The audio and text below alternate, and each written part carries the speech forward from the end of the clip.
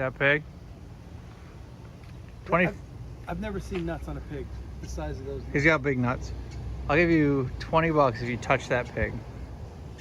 I'll try to touch that pig. Okay. Make some noise to let him know you're there. Hello, little friend. Oh my God! Oh, he's coming. It's okay. It's all right, little friend. We're friends. You're it. What's he eating that's squeaking? Is that a bird? He's squeaking every bite. Go touch that pig again. No.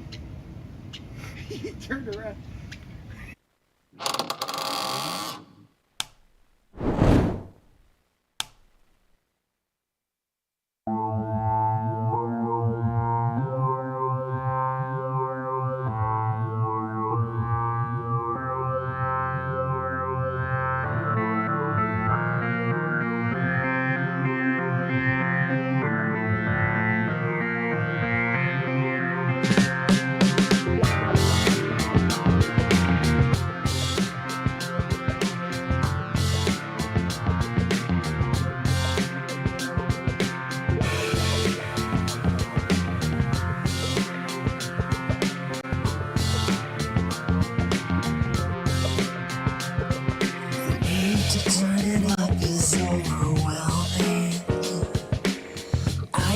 Can't sit still anymore.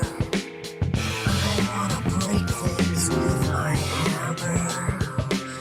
I wanna start a little war. Isn't that what this little red button here is for?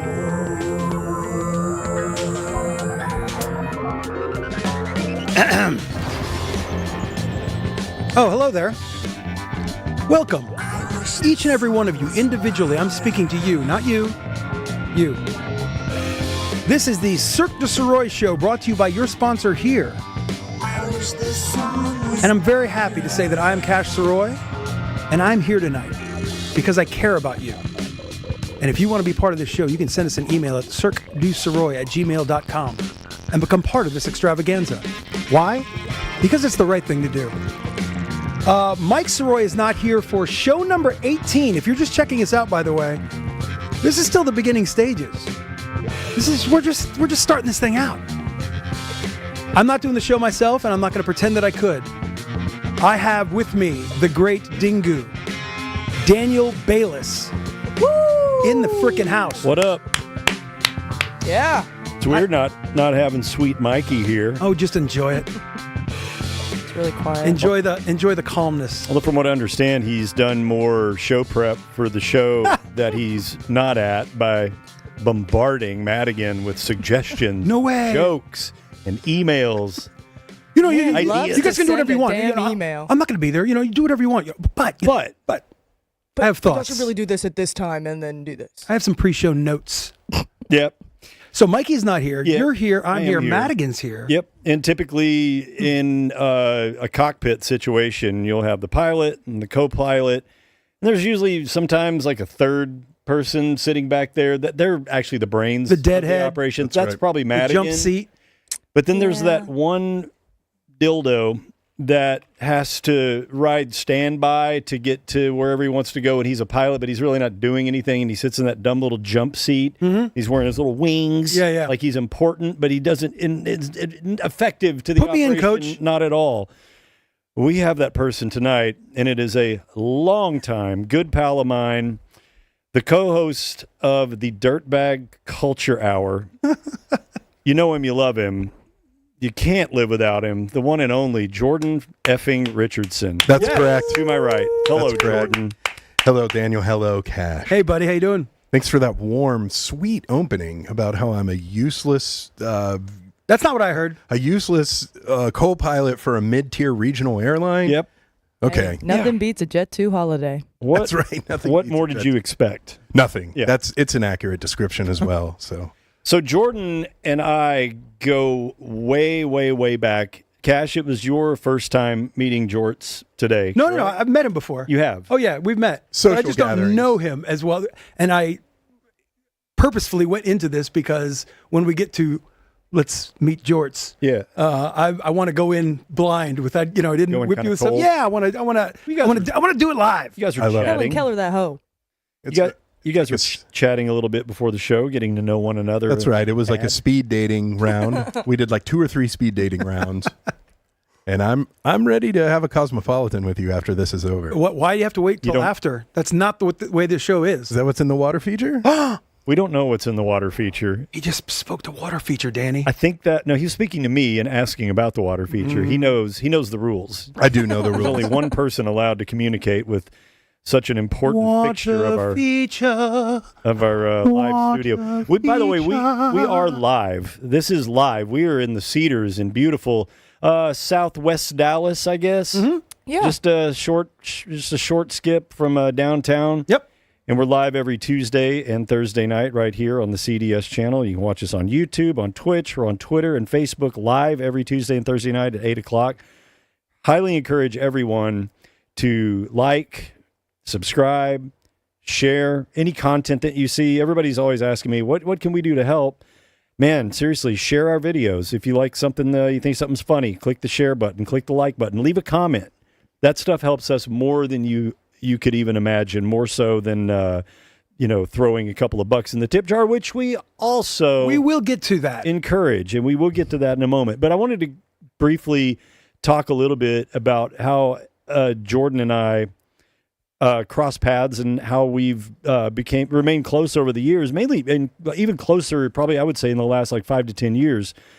There are the people that I consider very close to me and kind of like my inner circle of people that you can count on. They're always going to be there. They're probably going to be your friends for the rest of your life. Jordan is definitely in that world. Buddy? Much like you and Mikey have been over the years. People that you can count on, you can bro down, you can get into some real deep, good, Absolutely. emotional conversation. Every time. Mature gentleman conversations, and I love that about Jordan. And we've worked together on a ton of musical projects. He's done drumming on Silver Skylark stuff with me and Skin, and another project that we're releasing here, I think either later this year or early next year, the Dorrington Dry project. Thrilling. Jordan's played in a million bands. We first crossed paths, I believe, in the early 2000s. 2001. Yeah. So back then, I was in a couple of bands, one called Sorta and one called Sparrows, and we didn't tour a bunch, but we would hop over to Fort Worth and play the occasional show. And it's not bragging to say this, they were both very excellent bands. And The best. we had, the best in the, you know, in the people- region. It's not bragging to say that, though. well, people like, especially musicians, would want to come out and see us because we had some pretty great players with Carter Albrecht and then later on Chris Holt.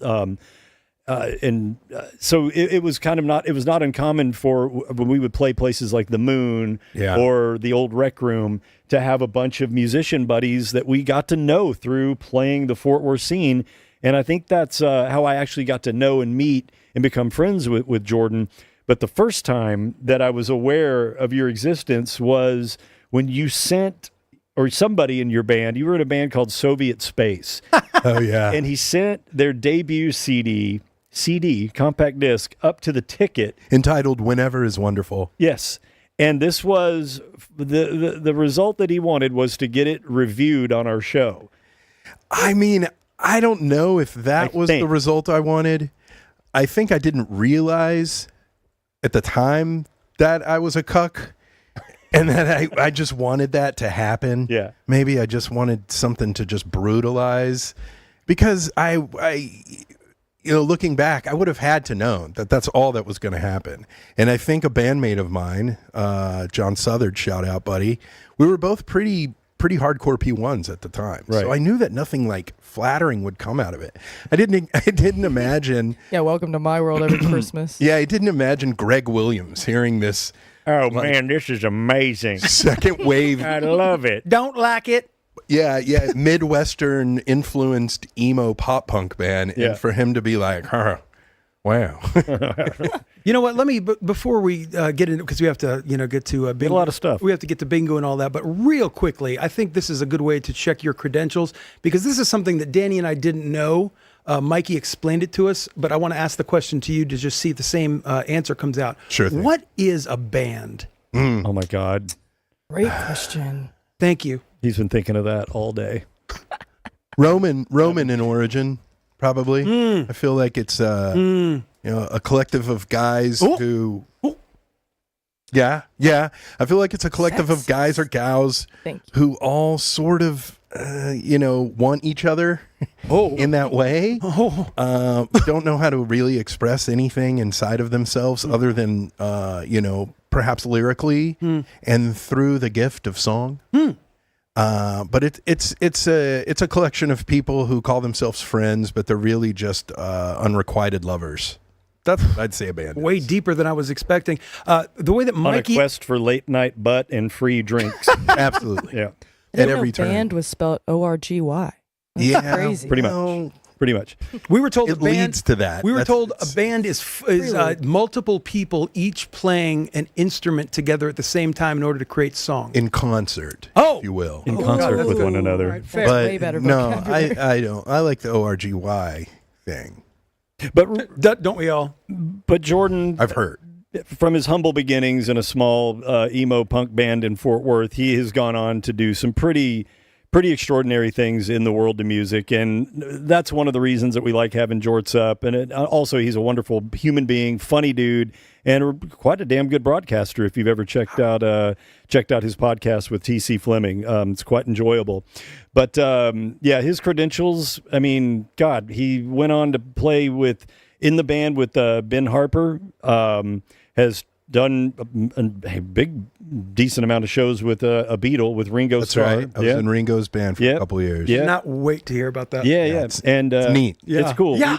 We cut it up. That's neat. Over at the Freak one time. I think Jorts came up a couple of times. One time, Mikey and Reiner were gone, and I think you and your dad came up and co-hosted a 4-hour afternoon show with me. It was It incredible. was amazing. Heck yeah. Like, for me, it was a cream dream because I'm just sitting here talking music with one of my musical colleagues that I've been working with for ages, and then his dad, who is just the coolest, sweetest dude, and a talented musician, I guess, in his own right. Yeah, absolutely. Yeah. And it turned into I felt like segment after segment after segment. It was like late night classic rock. Yeah. Like, Let the lead out. yeah, the conversation just kept going, and we're like in drive time. We're supposed to be like, I making can't imagine why it didn't work.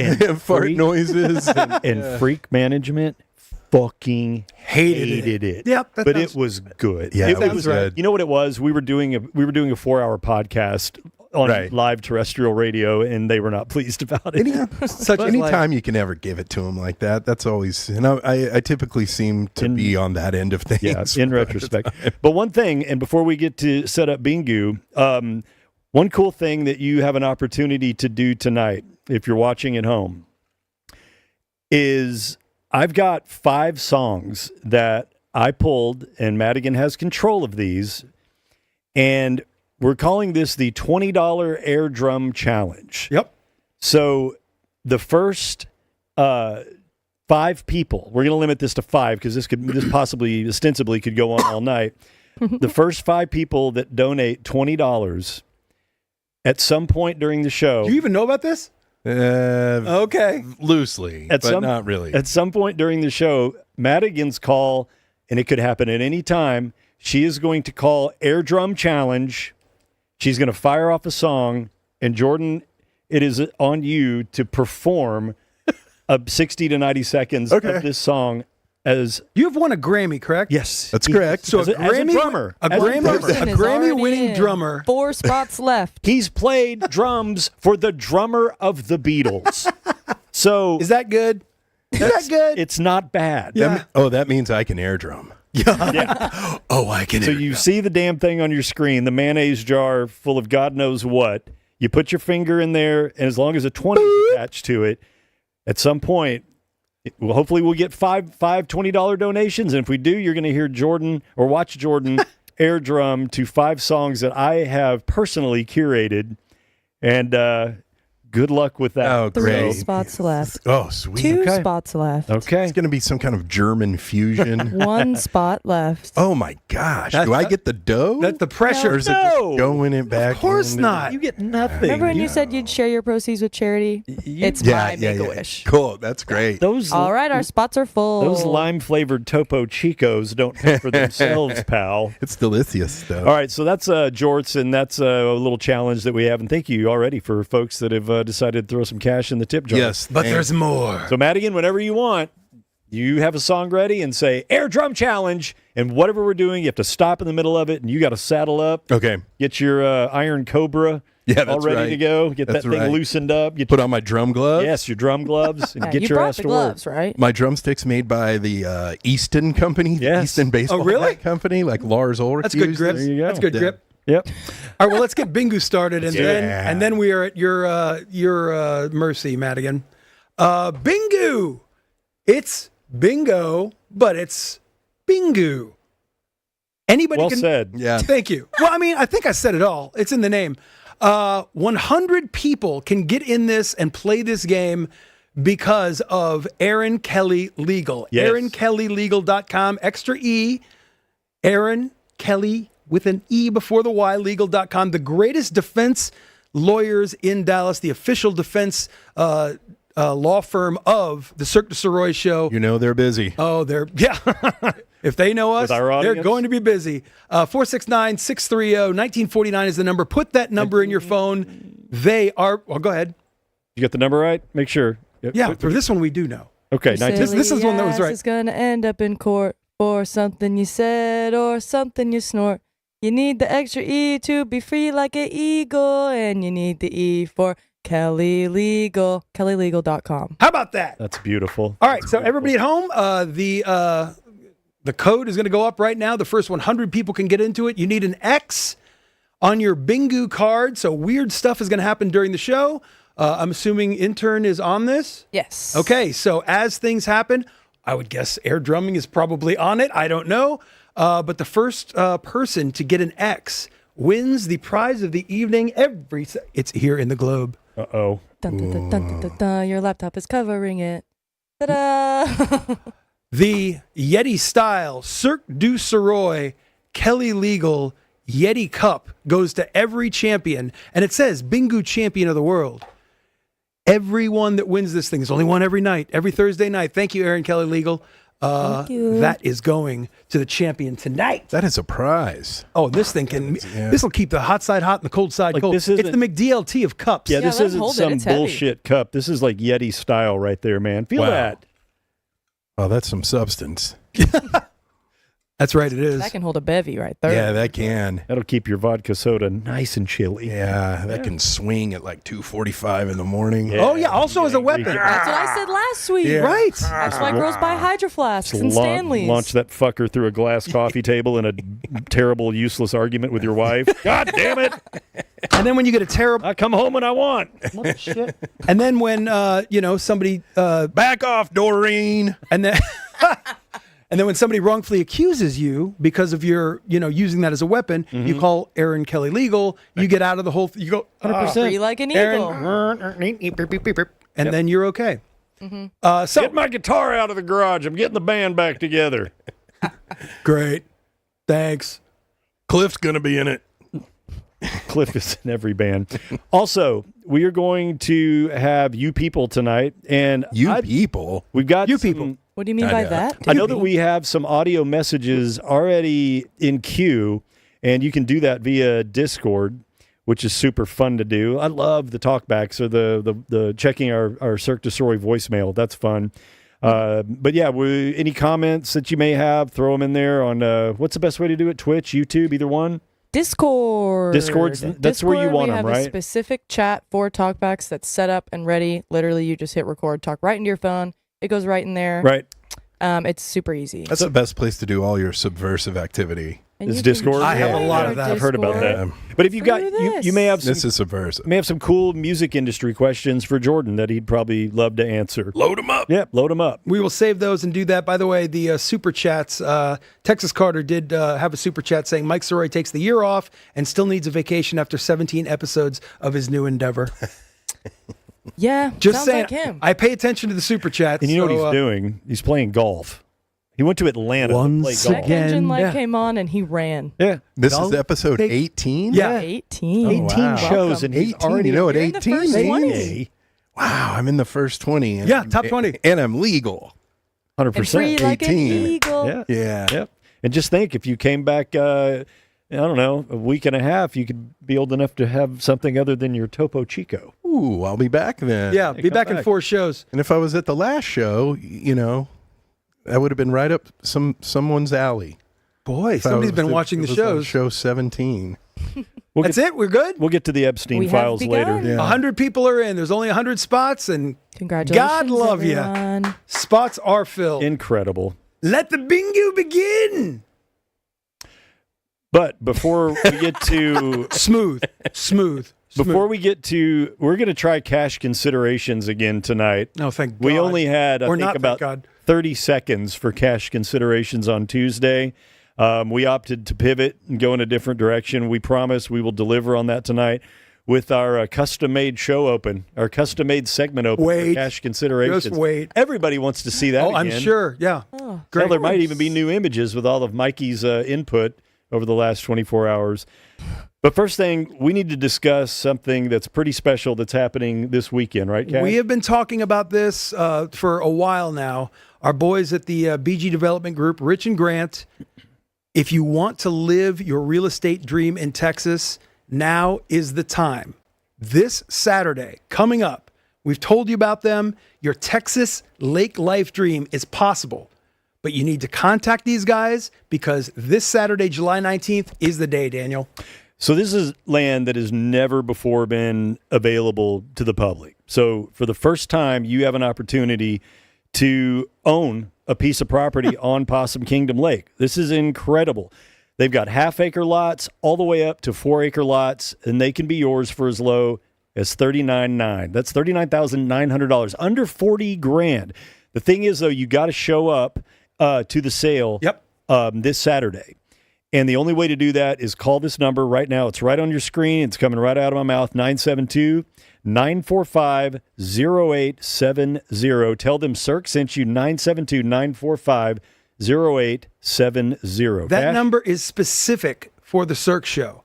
You've got 2 days to reach out to them and then, set the date and make an appointment with them to go check this thing out for your entire dream. You want to go boating. You want to go fishing, play pickleball, golf. Do you want to have a piece of land at Possum Kingdom Lake? It is the most kick-ass place to have a house and Yeah, it enjoy all is. of that stuff. You can have a Madigan's been boathouse. out there. You could have a You can boat. go behind the boathouse and see the ghost from the Toady song. I mean, Possum Yeah. He's right. How about He's that? lying. He ain't so lying. anyway, for all of you guys, 39.9, please give them a call. You got to call. It's the only way you can set it up. 972-945-0870. Possum Kingdom Lake, Cirque sent you. Let's begin.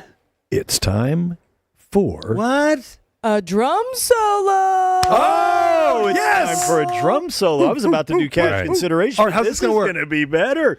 All right, George. Good posture. Hang on. Posture is Get yourself important. prepared. All right. Yeah. You and your throne. Let me select a pair of drumsticks. Grammy-winning drummer. The purple ones with skulls and crossbones. Okay. Do you have your Perfect. wallet on your snare for recording purposes? A little gaff tape. Okay. Full screen. I've got a knee brace on. Okay. That's a big part. What are you in petty theft? Yeah, más o menos. At this point. All right. So Madigan is going to fire off a tune. You don't know what it is. I do not. And you are going to have to professionally air drum for this wonderful viewer who decided to donate $20 of their hard-earned cash to see you make a complete fucking idiot of yourself, or I'm not going to win the internet. Myself. I'm going to win the internet. Let's do it. Hit This it, Madigan. one is for Chris. Thank you, Chris. Thank you, Chris.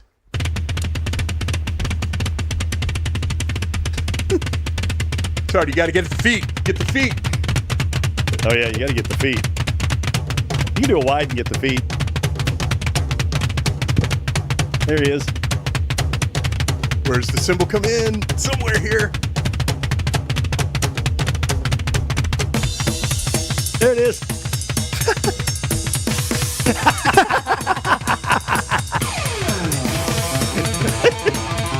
He hit a fern. All right, get ready.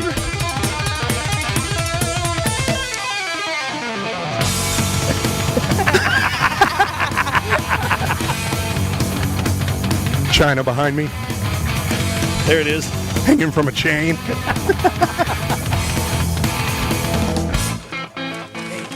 Oh, twirling the sticks. This guy's a professional. Bottle noises. Oh, here we go. Yes. I had a snare up there. Don't worry about that. Oh my God. It's tiring, isn't it, Alex? Where's the Coke? All right. Woo! Yeah. Dude, he did that for He's sweating. like 90 minutes every night. Yeah. Back in the day. You ever hear a good drummer joke? Do you know how to play Hot for Teacher? Punchline is Alex Van Halen doesn't know how to play Hot for Teacher. That is the most shoes in a dryer thing I have ever heard in my life. Boy, it is. You know what? It sounds like an old Ford, Ford V8, just with a big fat That's what I cam and used to glass think it was a packs. car Hey man, starting get up. in there. Shoes in a dryer. Yeah, man, get in there and do that thing. Or make it sound like the Impala used to sound. Alex, What would Ringo think of that? when we was in Pasadena, Oh. I love it. Oh yeah, he's not going to say Well, anything that's bad great. about anybody. is he? Fantastic. Peace and love, Alex. Yeah, he probably had Michael Anthony in the birthday. All-Star Band at Yeah. one point. With Jack Daniels Yeah. bass. Oh, that's amazing. All right, Oh, that so now feels good. is it time? Now that Now the jorts it's- is warmed up, get ready for this. See, this part I like. I know. This part I enjoy. That's right, ladies and gentlemen. It is time once again for a special edition of America's favorite segment, Cash Considerations. Now, Why are you laughing at that? the host and star of the show, Meet Cash. I'm laughing at the title. It's clever. It doesn't make sense. So close. It doesn't make Like, I can't it's tell. not close. I can't tell when she switches the camera. There he is. Welcome. It is time for cash considerations. This time we're actually going to do something. By the way, this episode is going to get so fucking flagged for. We won't be able to monetize this. We've Yeah, already yeah, played Van Halen and Fish, two of the biggest bands in the world. You think that's not sending up just red flares everywhere on the algorithms? It's okay, I'll text Fish's manager, Cash. It'll be cool. Really? Yeah, All love right. to introduce you sometime. Let's hold that for later. You got it. See, I told you he was useful. I can't Sorry. concentrate. Okay, so cash considerations today is a travel story, the hell of travel that people go through, but it's going to turn into a philosophical conversation about how to handle situations better in life. Well, Sorry. don't laugh. That's not. I apologize. It's not the way that this is supposed to work. I think Cash wants us to really take this seriously. No, I mean I I'll don't. turn my mic off. No, I mean I do, but the point is that I had travel hell that happened to me recently. And in travel hell, people get wound up. People yell, people freak, I'm missing my flight. Everything gets insane. And this situation happened to me just recently. So I'm going to tell the details of that. Maybe it relates to you, maybe it doesn't, but then we're going to circle back to how you handle a stressful situation. And I think there's some therapy that may be gotten from this. I had a flight from Miami to DFW just a week ago. Okay. It was a 2:30 flight out of Miami. Before we even got there, it was delayed to 4:30. And then once we got to the airport, it was delayed to 6 o'clock. Then a gate change happens, right? And we are standing by the window, and they tell us that there's been a mechanical issue and a new plane has to come from the hangar. And the hangar thing means that it's going to take 90 minutes to get the plane ready because it was sitting in the hangar. It wasn't ready to fly. That's what they tell us. And I honestly don't even know what's real and what's not in these situations. You just have to deal with whatever they provide. You're at the mercy of knowledge that you don't have a real connection to. They can say anything. Tell you anything, and you're like, yeah, that's okay, well. plausible. Or just ask that old man standing by the trash can. I'm sure he knows. Yeah. And that, Here's what's happening. and we will get to that. So then we are watching the gate, and this plane gets to the gate, and we can see it, but then lightning happens. And so we know this plane can't be ready for 90 minutes, and there's luggage out by the plane, but there's no lights in the plane. There's no lights in the cockpit. There's nobody touching it, and all the luggage is sitting out in the rain. It's dumping rain, and there's lightning everywhere. So we know that things aren't happening quickly, right? Frustration is mounting. We do board finally at 10 o'clock. So again, this is a 2:30 flight that is now boarding at 10 p.m. Literally everybody's freaking out, right? Especially if you've got flights that you need to get to. We back off the gate. Go a little ways, kind of stop. The AC is not working really, really good. We're waiting on the tarmac, and then suddenly we're told that we have a mechanical of some kind, and we have to go back to the gate. Mm-hmm. We're told after people come onto the plane that because of this mechanical and because of the AC problem, it's going to take another 90 minutes. So again, we left the gate at 10 a.m. or at 10 p.m. Now it's going to take 90 minutes. And because of the AC problem, we all have to get off the plane, which gets to the question that I asked you before the show. How many times have you been on a plane and then had to disembark? It's happened to me maybe once in my entire life, but it happened at this time. So frustration is very high for everybody right now, you know? And so are people voicing their frustrations yet? Like, everybody is. I'm shocked. Into the ether? Into the ether. The ethos. And then since we're all getting off, everybody then goes to the gate or to the gate agent and starts yelling at the poor person who's tapping away at whatever. Pointless. Yeah. So calmness is key. We get off the plane and immediately pull the ripcord, me and my wife. What I say by that is that we took the L. I talked to you guys a little bit about this. At this point, the flight has already been delayed 8 hours, and now we're being told that it's now an hour and a half. There's no way of knowing whether this thing is ever going to take off tonight at all, let alone whatever the weather is in Dallas. So we take the L. Me and my wife turned into Wonder Twin Powers activate. She starts putting us on a flight for tomorrow ahead of everyone, thinking ahead, right? Playing chess. Beautiful. Like, just understand that if you go and stand in line and yell at the person, that's not going to do you any good. Little experience, little whatever. Cool. We're going to frickin' get ahead of this thing, which we did. We get on tomorrow's flight, leaving at 2:30. Same flight. 24 hours later. Yep. Cool. Let's go to the hotel. We go to the hotel, grab a bottle of wine, chill out, go to bed, wake up the next morning. And then when we wake up, our 2:30 flight already is delayed to 10:30 the next night. Whoa. Yes. Your 2:30 p.m. flight. Correct. The one that your wife scheduled. Right. Is now what? And this is 11 a.m. 32 hours later than... Well, I'm saying we got on the next day's flight, 2:30. Sure. And then when we wake up and start some work stuff, get some coffee, get some breakfast, then it says, okay, now this thing isn't leaving till 10:30 p.m. Now, okay, 10:30 p.m. that night. The next night. Okay. Yeah. Right. So then what do? Again, take the L. How do you progress past this? Like, don't stress. Don't scream at a cloud. So then we're like, okay, we're in Miami. You could have already driven home by now. Oh, well, That's what chat's saying too. okay. And then that's fair. So now we're looking at Fort Myers. We're looking at Tampa. We're looking at Fort Lauderdale. And we decide, okay, let's make the cool decision, get the F out of here. Clearly this whole situation is fucked. So we change to a flight out of Fort Lauderdale at 4:30 p.m. Let's go. Get out of the hotel and we go. So we go to Fort Lauderdale, 45-minute drive. Oh, it's nothing. It's nothing. And then we get there. And that's a nicer airport than Miami. Miami. Miami sucks. Yeah. Miami sucks. So we get there at about 1 o'clock and there's a 1:45 flight and we get on standby. And they put us on that flight. And you're on there with a bunch of minor league baseball players Yeah, well, from Boston. 14U. we got on it. 11A. Yeah. We get into that plane. We're like, holy shit, this has worked out great. Yeah. We get in there. We get off the gate. And then they're like, we have a mechanical. Oh.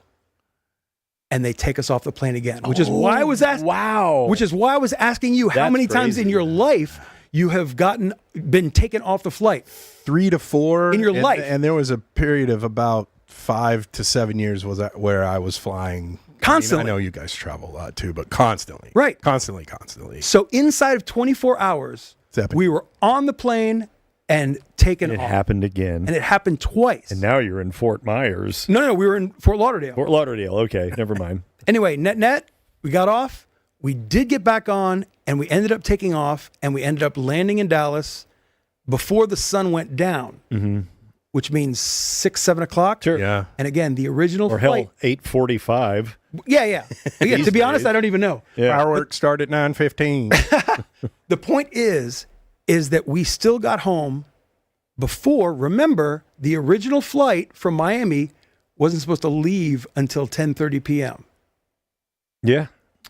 The one that we So you won. We won, but the point is, it's a calmness and an understanding of, dude, and this gets to the age thing that we're going to get into, and it gets into whether it's a relationship, whether it's business, whether it's your wife or your husband or whatever, handling things that are not. It doesn't matter how well you plan life. It doesn't matter a live show. It doesn't matter, how great things are going. Like, shit is going to go sideways. And as long as you are mentally prepared for this show, for fuck's sake, you know what I'm saying? We can plan forever. And then somebody says something stupid or, whatever. And then you divert and you plan. So we got home. Everything was fine. The point is that the masses, the regular, whatever, dude, they get pissed off. You get upset. You get your blood pressure up. And it's like, this is the therapy that I want to try to impart on people. It's just like, we're only here for a certain amount of time in life. And if you freaking get worked up about every little thing, life is going to happen. Curveballs are going to happen. You must adapt, evolve, and handle shit. And I don't know exactly how to word it, how this applies to you in your everyday life, jerk. But the point is that I feel like I've been through that kind of shit before. And if you just take what life presents to you and then don't freak, don't get worked up, assume that things are out of your control, and then do better in that decision, de-escalating the situation, whether it's a business thing, a relationship thing, whatever. I just think that there's something homeopathic. There's incense in the air when you get yourself to a point to where you're like, okay, dude, I've been dealt a bad hand here. We fold. People don't want to take the L. Nobody wants to take the L. It seems like our current, most recent culture has got us to a place where everything is about winning and being a winner, and you want to get the best of an argument. You want to come out on top. You want to make the other person look bad. You want to feel power. It's trying to regain power of a situation where you're completely powerless over. And, I think there's a certain faction of folks out there that have that type of emotional agility to be able to maneuver through adversity, through unexpected things, because, and you know what, I'll truthfully though, and I think you will concur, the fact that you have a wife that is really good at that shit, that is really good at saying, you know what, I'm going to look at flights out of here. We're going to do this. And then it's just like that woman is like, bum, bum, bum, bum. She's a lady that gets shit done and knows how to get it done. Mm-hmm. So you guys as a team is a pretty effective, pairing of people that can get through shit like that. Like she's booking new flights. I'm getting an Uber in a hotel room. Right. And so the point is that even us that are experienced and all that stuff, it still doesn't go. It doesn't do any good to freak the fuck out. It doesn't at all. And that's what makes you feel so crazy nowadays, is because, like you said, everyone's looking for that win. Everyone knows that's not going to happen. Yes. We're all just fooling ourselves, pretending like there's like you're familiar with the concept of the manosphere and things like that. It's like influencers out there are talking to like guys who don't have it. Their intended audience is losers, maybe, if you would. And there's guys who like give tutorials on how, I should have sent you some of those videos, how to properly drink from a water bottle, or how to set down confidently so that you're not viewed as non-alpha. Exactly. Yeah. And there's like this whole like cotillion etiquette style training now that goes on for that stuff. And that's so maddening, because you get out and that's not teaching you anything useful. That is like telling your kid he's going to always hit a home run in Little League or something. Yeah. It's and you described 3 L's, but then the moral of your story, and we all felt it, your energy, it was a huge win, even though you suffered the 3 L's. Net win, right? Now, Yeah, net win. If It you'd have was told me third overtime. if you'd have told me when that day started on the Friday or whatever that I wasn't going to get home or whatever, that would have sounded like a disaster. Yeah. But net, big win because you net, brah. That I'm just saying, like, sometimes you don't win the all-in pot. Sometimes you win a couple of small pots, and there's no you don't lose money taking a profit. You know what I'm saying? Absolutely. And so that's and again, it's experience. It's a calmness. I think it's a therapeutic thing that I'm trying to get to, is that life will not roll your way. You have to accept that life is not going to roll your way. It's pretty fun too when it doesn't, and you find stuff to do. Yes. During the bullshit. I guess you're that's a good confronted point. with. That's kind of it creates a new adventure. That's a great You get another night. You get to go see Fort Lauderdale, man. When's the last time? I know you're from there, Miami. When's the last time you got to drive to Fort Lauderdale? I love fishing and I love the Hard Rock Casino, but we didn't get to do those two things. But anyway, so that's my point. And I know that ties into, again, Danny and I have talked about this when we were talking about the segment before we even got into the details of it, is that Danny's gotten himself, I believe, to a place that ties into where it's like Working on an it. elder statesman thing that in general you hope you can read the room. Again, I get silent in moments of, Madigan's probably experienced this, in moments of pressure, or if I don't like the way things are going, blowing up, freaking out doesn't help me, doesn't help the situation, doesn't help my friends, relatives, employees. Taking a deep breath, reassessing, chilling out, and then dealing with the hand that you've been dealt is what I hope to come out of this bullshit story of me saying I miss some effing flights. Well, I think that looking at it from a micro standpoint, the people that are losing their shit and yelling at the agent and where you can audibly hear their frustration at the airport.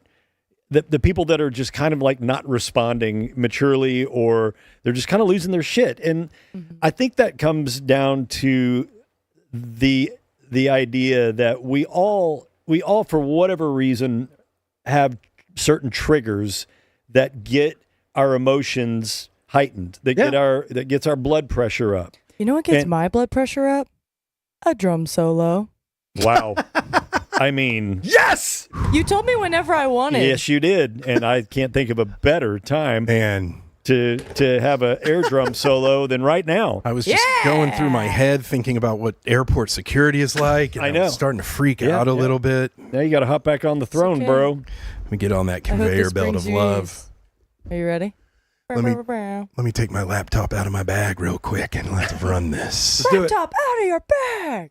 Here we go. Okay. Thank you. Okay, look at him. He likes this one. Oh, he's real comfortable with this one. Here's something strange that you don't hear in a lot of songs. Snare on one. Yes. Big that player inside music shit. Big player for Phil Rudd. You bet. Yes. AC/DC's drummer. Yeah. That was a tom. That was I believe this is Paul Humphrey, I think, drumming. You're supposed to know these things. You're in a freaking incredible Steely Dan tribute. It's true. I'm using traditional grip on this. Yeah. Which means I can kind of flip off the camera. Uh-huh. Can't do anything. Okay. Look at that heavy right foot. One of these.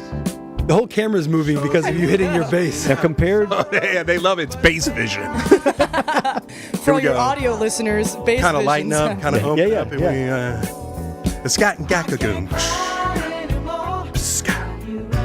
He's so good at this. Like this drum part compared to the Van Halen song you did earlier may sound simple, but trust me, it's fucking harder. Here we go.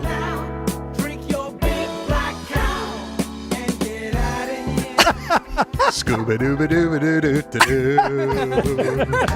Oh wait, there's a great one right here. Well, yeah. Squid it. Squid it. You don't have to do air horn section. Yeah, they only paid $20. They only paid $20. That was $22 worth of shit fire drumming. Beautiful. Beautiful. But back to the conversation. I'm talking about people's triggers. And I think as you get older, and I'll tell you my own experience, when you live with a 4-year-old that is a strong-minded, highly willful child with purpose, that any derailment of what his idea is of the way shit's supposed to go sends him into a complete spiral. That used to, and still does sometimes. You can't help it. It hits triggers of mine. I bet. But the thing is about those triggers, well, the people that are freaking out at the airport, what I've learned and what I think I believe is that their frustrations with the people at the airport or the whole scenario, it's rarely about that. What happens is something in life hit a sensor in them that goes way back. Right. And they're repeating a pattern of something that they learned, something that they were subjected to growing up. And it's up to us as adults to explore those things, to learn, well, why am I getting so frustrated over something that I really have no control over, when I could just be cool and calm and come up with an alternate solution, much like Cash and his wife did.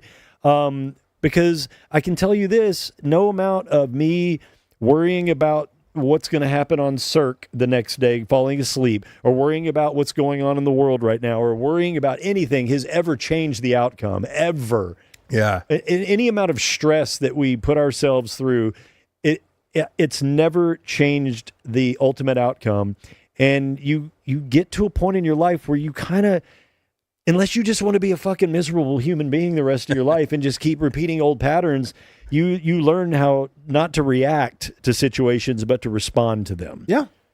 Instead of reacting and emotionally reacting, you kind of got to figure out, okay, so how am I going to respond to this calmly? And man, I'm telling you, the deep breath thing is so real.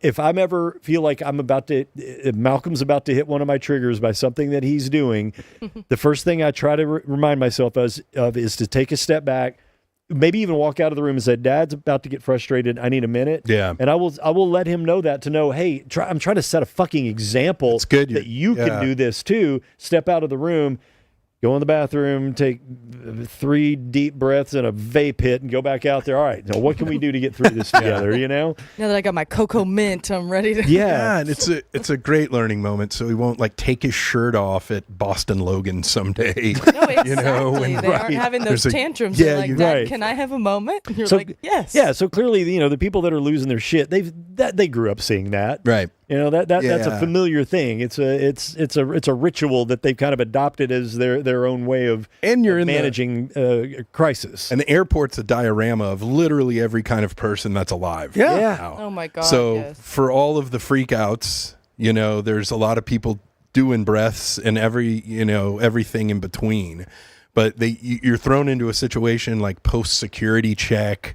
You got people yelling at you who are like 23. And you're like, I don't understand why you're screaming at me. So it elevates. You have to, especially for an airport or any stressful situation, you have to think about it going into it. And I've got a cool wife who does the same kind of things as your wife does. And she had a really difficult trip that ultimately ended up being really amazing. She took a road trip with some friends and one of her friends had just gotten a bus, and the bus broke down outside in Alpine, and they were trying to get to Marfa, and there was only one Uber driver in the whole town, and the whole Van Zandt County. God. he was creepy to them, so they gave him 3-star review. So that means he won't ever be called again if they request an Uber, but he was the only driver, so they got stranded. They had to get a lift from a tow truck guy, and the sheriff helped out and all that stuff. The moment they got back from their trip, they all went and got pivot tattooed on their hand. Okay. On their driving hand. Okay. Just being like, hey, this is what you got to roll with it this way. So they turned it into the W. They turned the little L's into the W. Yeah. I used to, when I played golf, like in high school, I wrote FOTG on my glove, which meant fat of the green, which meant don't go for the fucking pin. Okay. This is golf. This is golf. The point is that golf. Boo, golf. well, fuck Go everybody. golf. Fuck Go everybody. golf. No. You know I love No, golf. we love you. The point is a mindset of course. of just freaking control what you can control. Don't make it worse for yourself. Just freaking manage. Chill, de-escalate, take the L, make your par or your Yeah. bogey, Yeah. get your flight, chill. I found myself, and it's funny that we're talking about this because I wanted to talk about those triggers and managing your emotions to kind of like link your experience using that logic to something that happened to me where I had a moment this morning that I saw myself and felt myself very close to coming unglued on somebody and stopped and made a different decision on how to handle it. And the scenario was I got up early this morning, as I do every morning when Malcolm's with me, which is every other night. And we have a brand new dog park in our neighborhood. I don't even think it's officially open. They still want to put some benches and landscape it a little bit. Soft opening. But it's operational, and people have been using it. And we're up super early, so we'll take Geraldine down to the dog park and just let her loose and let her. It's what it's for. Yeah. Right. So we go down there, and just as we're walking up, there's a gentleman who has a beautiful gray Weimaraner. And he goes in maybe 20 seconds before we arrive, and he's out there. Okay, and this guy is the dude that is basically his life is identified by his dog and his relationship with his dog. Do they kind of look the same too? No, this Weimaraner was gorgeous. This guy was a fucking dick. So he's wearing all of the accoutrement for dog with the little treat pouch, Ew. all this other crap, and he's got the little slingy thing that throws the ball, and he's trying to do all these commands and shit. His Yukonuba pullover. My stupid ass dog. All she wants to go do is get in there and to get the zoomies out and then run around and sniff that other dog's ass. Totally. Same. Too, Geraldine. Again, the purpose of the dog park. So we go in. Malcolm's with me.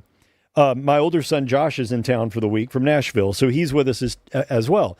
So we go in, and Geraldine immediately wants to go hang out with the Weimaraner. By the way, notoriously docile breed. They're sweet dogs. I've never even seen one get upset. Geraldine is half pit bull, so she can look a little intimidating, but that girl is 6 years old. She's never once bared her teeth. I had a half pit, just sweetest dog Just I've the ever known. sweetest dog. But they do have that kind of, thing about them. But she's half lab too, so she's not full, scary looking. So she's trying to, engage with that dog, but then she comes back and she's hanging out with us. And this guy's trying to do his tricks with his dog. And it's just us out there, the only two dogs in this huge dog park. Most of the time, Geraldine's with us, but when looks like there's activity, she'll run over there and try to engage with the dog. And I see this guy. He's trying to train his dog, and he's kind of not hitting her or touching her, but kind of like, hey, swatting at her to get out of his shit. Yeah. I'm like, all right, that's fine. I get it. He's trying to do some tricks, train his dog or whatever. And then they get a little bit closer to us. Geraldine goes back over there, and I hear this guy, which I think he meant to say under his breath, you need to get control of your dog. Gross. I bet not under his breath. My first instinct was the one that I acted upon, and it was the instinct to begin walking directly towards the man. And I said, Pointing? What? No, I didn't point, but I walked directly towards him, and I said, what the fuck did you just say? Yes. Yes. And I'm thinking, my sons are here. And I stopped. Okay. I stopped that aggressiveness, and the guy looked at me, and he said, I need you to get control of your dog.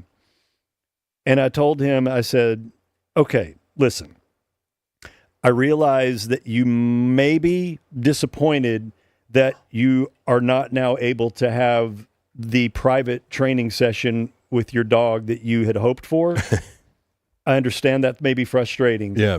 But, sir, it is a public dog park, and that's what dogs do. And he stopped, and he goes, well, your dog keeps running at me. And I go, no, she's not.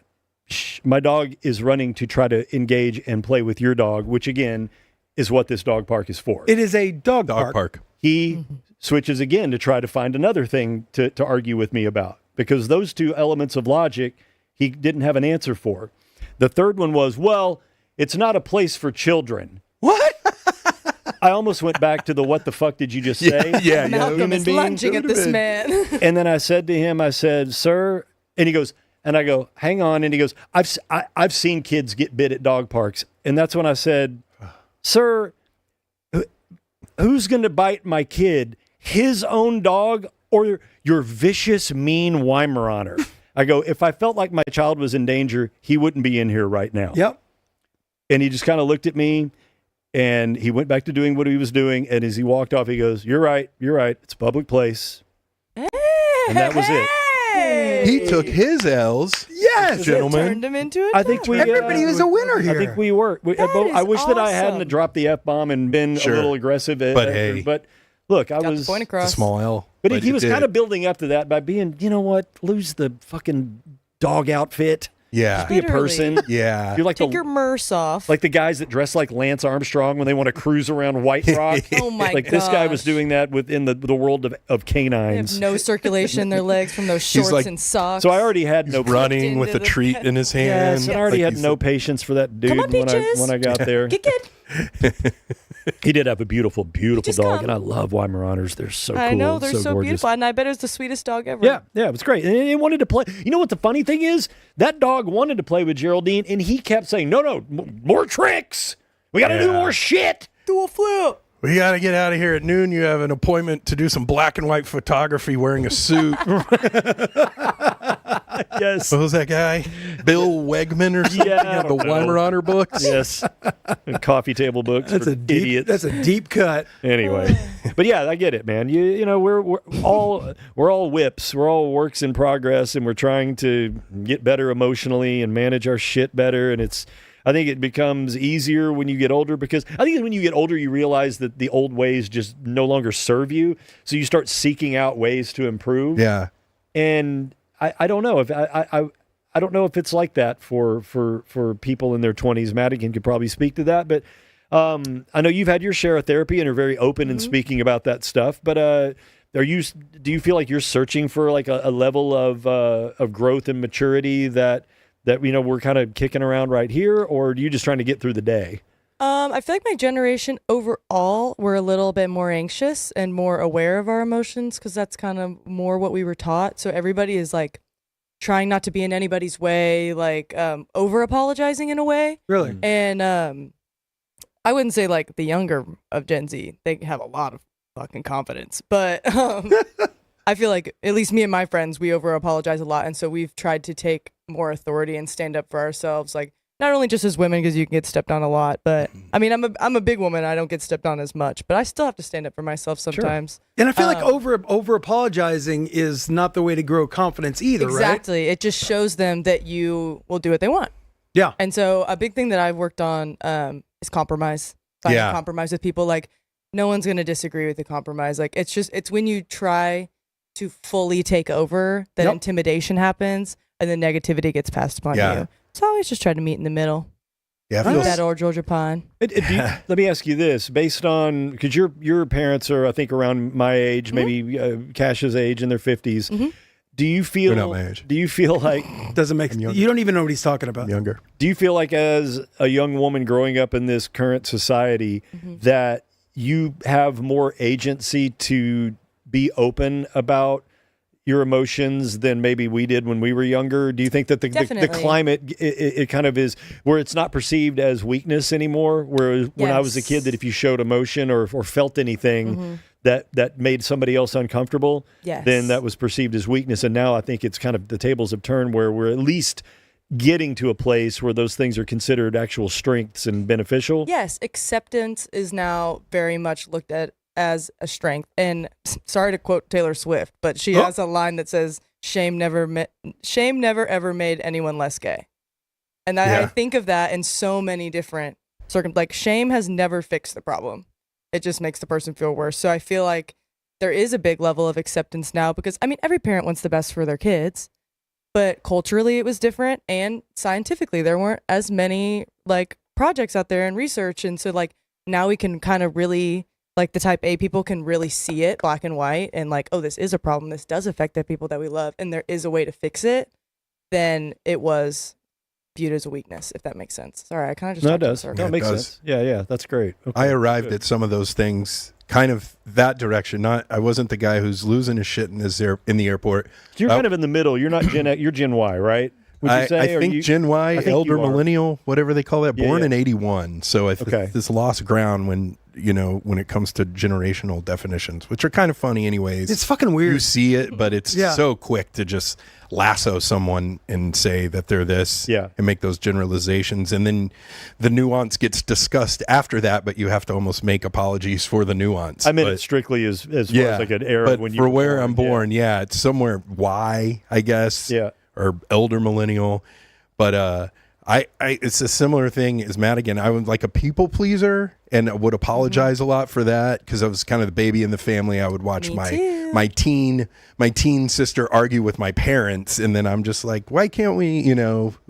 try Let's to be just go the to 2 places for dinner. right, try to be the peacemaker in that, and that like wanting to not do that anymore got me to more of this like take it in stride sort of situation, more than an aggressive standpoint would have gotten me there. But it was the same kind of evolution to get there. Like knew something I needed to slough this shame off in a much more direct way and be more direct with people, and that got me calmer over the years. That chilled me out. I love that. That's I good. love that this conversation got to that point. That's from all of you guys. Seriously. Yeah. Like that is exactly what I was hoping to, because it's different for everyone. And I was just using an example of a situation that's out of your control. And are you going to fucking freak out? Or are you going I also to... got to shout out Zoloft and Lexapro, though. Those really help me not freak out. 'cause Yeah. I Better was living a- through chemistry. I was a freaker outer. Whoa, I Yeah. just zoomed in all of a Hey. sudden. The Shout out the Lexapro. No one here is going to say that we don't love drugs. I was right? gonna say, Yeah. And if you own a All the drug time. company and want to sponsor the Cirque du Sirois show, And Cash loves gummies. We're talking to you, Jardiance. hey, Where you at? CirqueDuSirois@gmail.com. Well, Like you said, man. At each day stop. I love that this conversation can, devolve or evolve in wherever we want it. That's what I love about doing this type Yep. of broadcasting, this type of podcast. It's a different show than you may be used to. Mikey's not here, so F him. it's going to have a different vibe. But I feel like I think we're all versatile enough that we can do some mindful stuff. I mean, we did the thing after the horrible floods in Central Texas. It was a really and that special thing to watch. Yeah. and be. You saw that? Yeah, of That course. was, that was rough. you. Of course. The first half of That that was was- really tough. And I think this was a different thing that, maybe unexpected when you think of Cirque du Sirois, but I'm glad that we have the agility to do stuff like this. It's awesome. I kind of want to produce on the fly here, Madigan. I hope I'm not going to upset you, but we're coming up on break time. And so I want to say that we have marbles coming up. Which obviously on Twitch you can be part of that and get a marble. We're going to have you people with questions for any of us that come up. And we are going to get to know Jorts, who is a effing Grammy-winning stud musician. We're going to hear some Jort stories that are epic with many of the people that you may have ever heard of or known in the music industry. Your fucking history is amazing. And that's why I didn't whip your ass beforehand. It's like, I want to Yeah, whip we'll your save ass it. yeah. live. some But goodies. I think we need to go to break. But the best way to go to break is with one more air drum. I was going to say the Oh, same hell thing. yeah. Oh, don't forget, my girl. we've got an epic episode. Probably it'll be our best ever episode of Doom a Scroll. segment of Doom Scroll. Oh my Yes. gosh, gonna I'm be so excited. great. You came on a great day. Yeah, Great. All right. Great. What song do we Great have day. for Jordan? Thank you, by the way. Who's getting credit for this $20? This one is for Brad. So you're basically going to play us to break. Brad. Yep. Yep. Play This us is out. for you. Brad. Here he goes. Water feature. Yes. Oh, hell yes. Philip Bailey and Phil Collins with Easy Lover.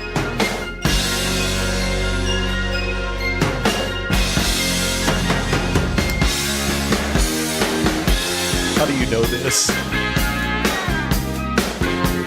Oh, and another thing about Jorts, happy drummer. Oh yeah, clearly. Loves recording Jorts.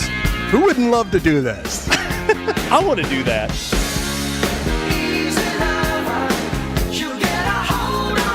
I saw Philip Bailey last week Did with you? Earth, Wind, and Fire. No shit. 80 years old, still has it. Still got the voice? Singing like this. Focus. You're getting off groove. Shit. Lock in. Make sure you're locking in with the bass player, Jordan. Lee Sklar. The great Lee Sklar. Oh, I fucked it up. Listen to that. Dream of getting hold of. That's called syncopation, Cash. I don't know what that means, but I love it. It's focusing on the inner beats.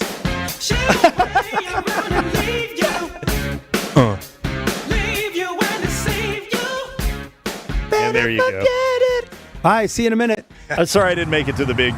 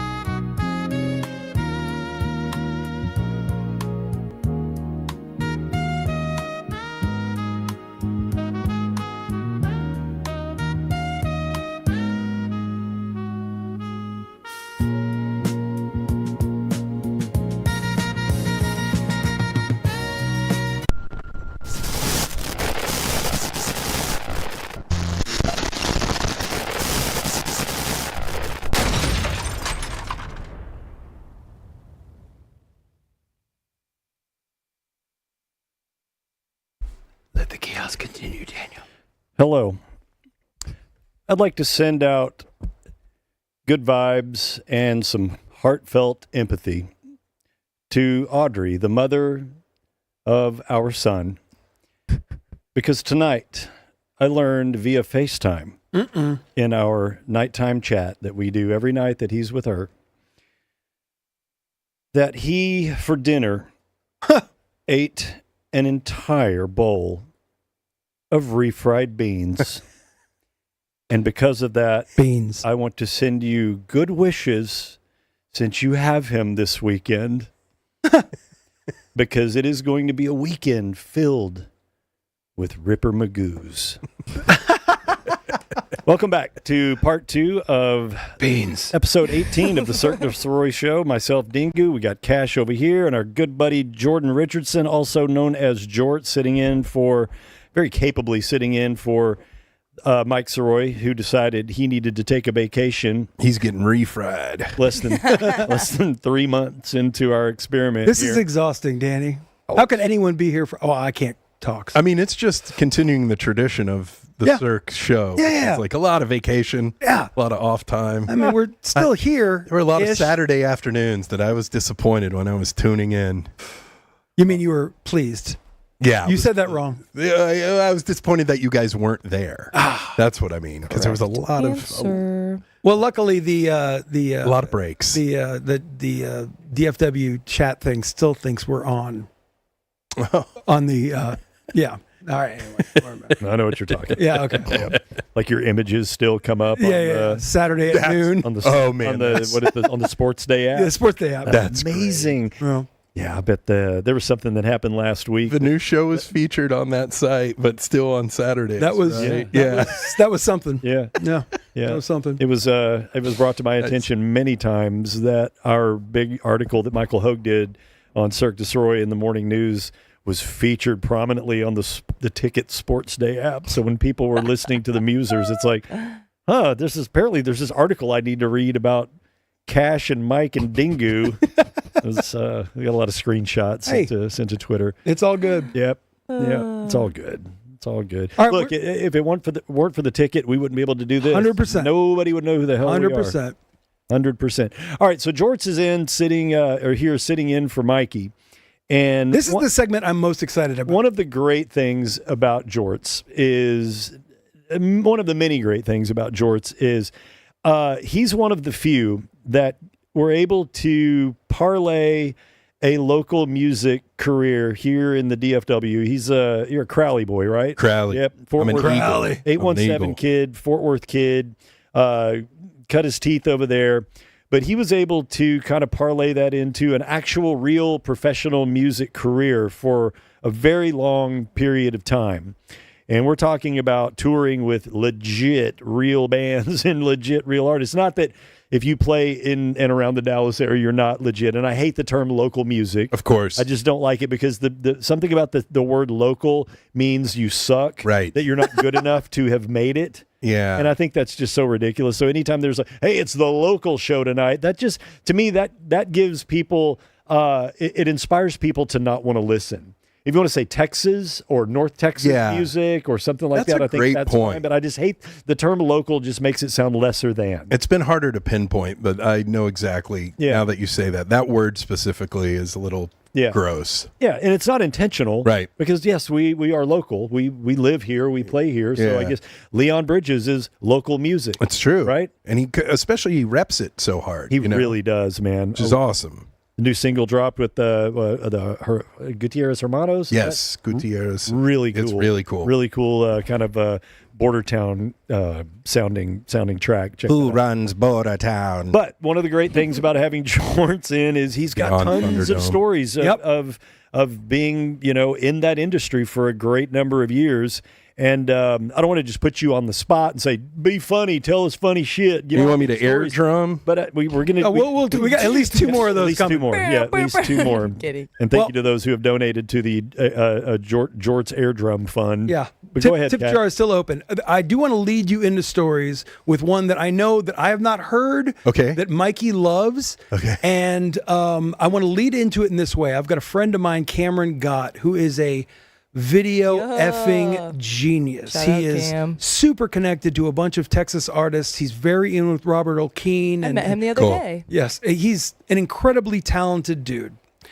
And he shared a piece of video with me that I hope I'm not going to piss him off. I don't think I will, because I think this is the proper way to tell this story and also tee you up for something that I know, and then we can go from there. There's certain things and certain choices in life that you do not have the option to say no to, or you shouldn't. Like, it doesn't matter what your situation is. You're presented with something, and the answer is yes, regardless of, what your life situation is.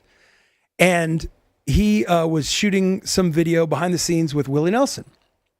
And he's got his video running, whatever, and Willie Nelson takes a big hit off a joint. I'm going to do it this way because the camera was this way. Mm-hmm.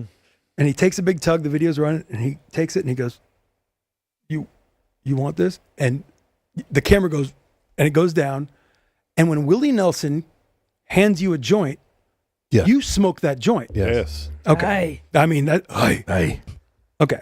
So the one story I want to tee you up from, and then I want you to just spill after that, is Mikey Loves. I think I know which one this is. Is this Jack Black? Yeah. Okay.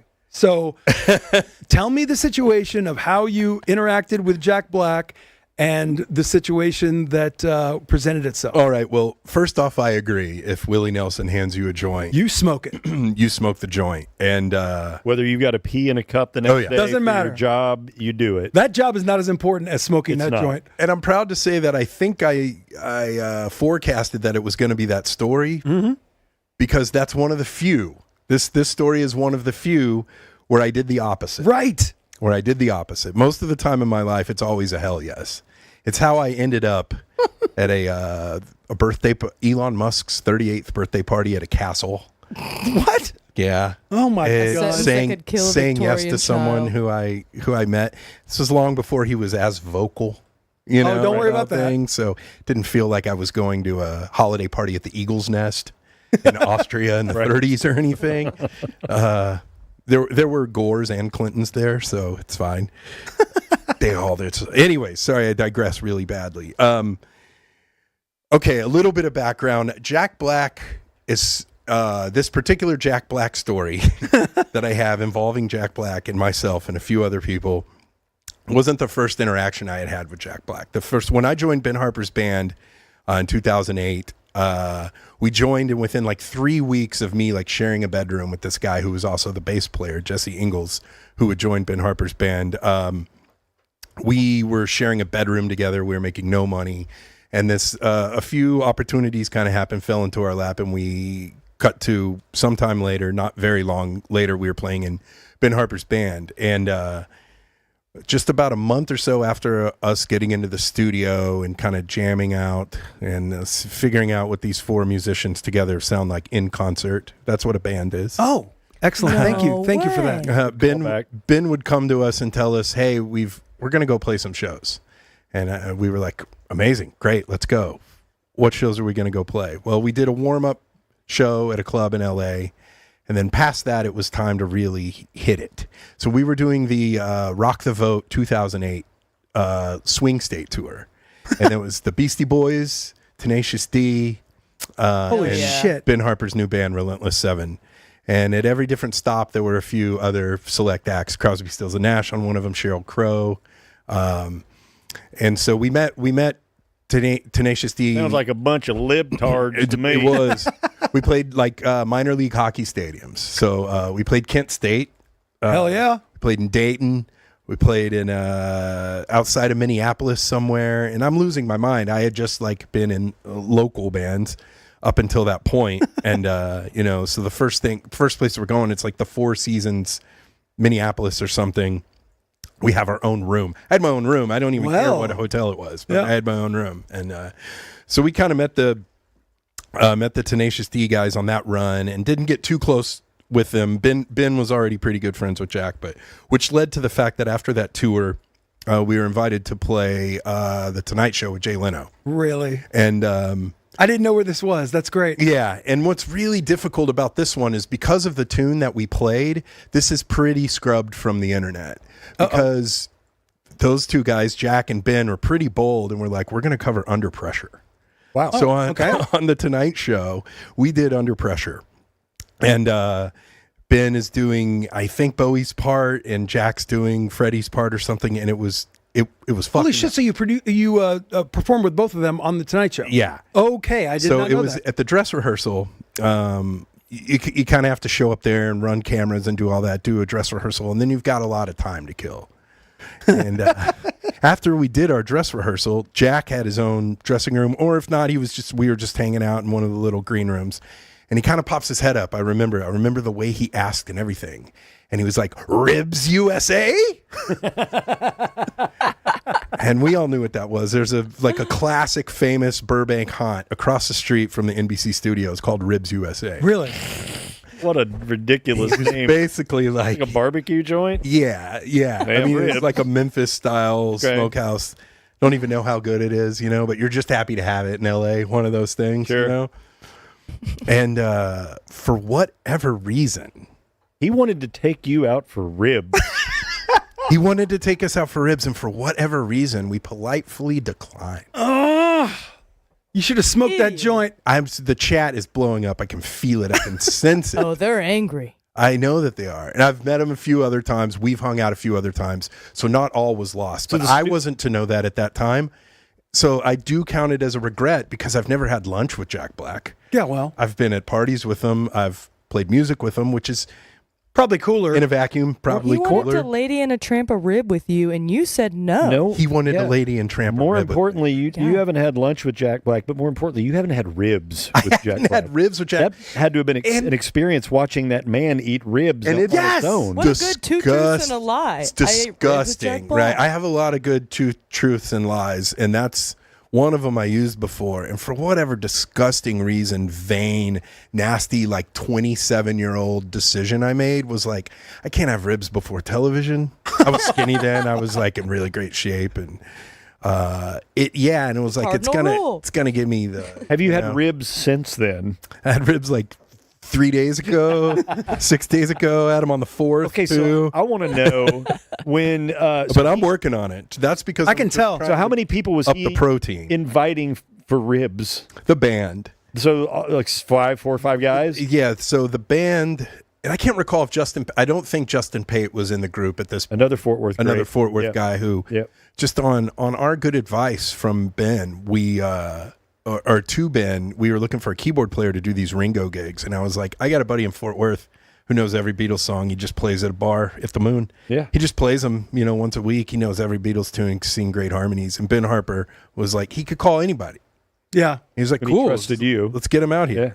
And that's how he was with us. That's cool. Which is really, really fucking cool. And so how did Jack react when you declined his offer of ribs? Dude, ribs? No? Fine. Disappointed. Yes, really? He looked sad? He was like, okay. Kind of. And I was like, immediately. Yes. For whatever reason, we're like, nah, fuck it, we'll go. We didn't do that. I got a salad. I probably went to the NBC commissary. Oh, great choice. They would have great had choice. Salads at Ribs USA. I know, dude. I'd be lying if I said that we were nervous. I was nervous. Like a Tenacious D episode of them doing whatever over, like writing a song over ribs, just fucking. I know. All over everything. Always record. Always record. Always I can record. understand if you said no to Kyle. Yeah. For real. This We're is talking Jables. Jack, not KG. It is Jables. Jables. Jack and George for life. I was kind of nervous. It was like kind of on our previous discussion. I worked through that. I was a little too scared to go, and maybe I for whatever reason, there was imposter syndrome involved with like meeting these people within like 2 months of joining this band. That makes sense. It made me like you didn't feel worthy to eat ribs with Jack Black. Yeah, there was definite a part of that, and then I had to realize, and I know like rock and rollers, it's one thing like movie stars, actors, stuff like that. Circles I've been in, living out there, and I know that you guys have been involved in too. Athletes, I don't even know what it's like exactly, but fucking rockers, man, we're all the same. Everyone's been in a van. Everyone has slept on a floor. Everyone has shared a bedroom. Everyone was me 2 months prior to where I was when Jables asked me to go eat ribs. So that's why I count it as an L. I count it as a regret. You shouldn't have taken that L. Because it would have been such an easy hang. Yep. It's so easy to hang with dudes in It's bands. probably walking distance from the Burbank studio, right? It's the crosswalk outside the front door. God. There's Ribs USA. I would have said yes to Paquito Moss, but he said ribs. I didn't want ribs. What a principled man. What a principled man. It was a terrible decision. Is Ribs USA still in business? Yeah, it's there. I drive every time we drive by it. My sister lives in Burbank. Yeah. Just last week over the 4th of July, my sister and her longtime partner, her boyfriend, they get to say, "Oh, there's Ribs USA, Jordan." Oh, they do? You idiot. Rub it in You still? fucking idiot. Oh, yeah. I bet Jack's in there right now. Yeah. He's not going to let you sit with him. Oh, they rub You're it a in. nobody now. They rub it in. I don't want to steer. Oh, I'm sorry. Mallory, my wife, is in the seat next to me, and she's like, "What the fuck are you thinking?" Like every time too, we drive by it. I don't want to steer you to any, I would love for this to be an opportunity for you to tell a story maybe that you haven't told. I mean, for our people, you people, I want to ask about Ringo. Sure. But Yeah, go for it. if there's anything that you want to get off your chest, but I'm so fascinated by your experiences, and that's an effing Beatle. Every time I think about playing with Ringo Starr, new elements of some of the same stories pop up to mind because it was so visceral. And my dad gave me excellent advice when I told him I was going to be playing with the Beatle. He said, if you haven't already, buy a journal. Because you're not going. Oh, hell yeah. You're not going to remember. You're not really going to remember some of this stuff. Yeah. Because memory fades, and also it because does. you're going to be whiplashed, just trying to keep up. And boy, So were you on a tour with him or a couple shows? He was releasing a new album, and the all-star band that he typically tours with Steve Lukather and Rick Derringer and Greg Bissonette, and it truly is an all-star band. They were on a break, so he wanted to do a promotional tour to support his new record. And he saw Ben performing with his new band on David Letterman. Was sitting at home and watched a Letterman performance, and Which you were on. which right? I was drumming with, and tapped this band to be his new backing band. So it was a hand-selected thing, which is a crazy thing. That's a mind effer. To think about. And he was... And you're a drummer, too. Yeah, and he was extremely complimentary of my playing and everything about it. And the first rehearsal that we had, the first stuff we did, the first show that we played with Ringo was at Radio City Music Hall. Oh, okay. It was David Lynch's Transcendental Meditation Benefit.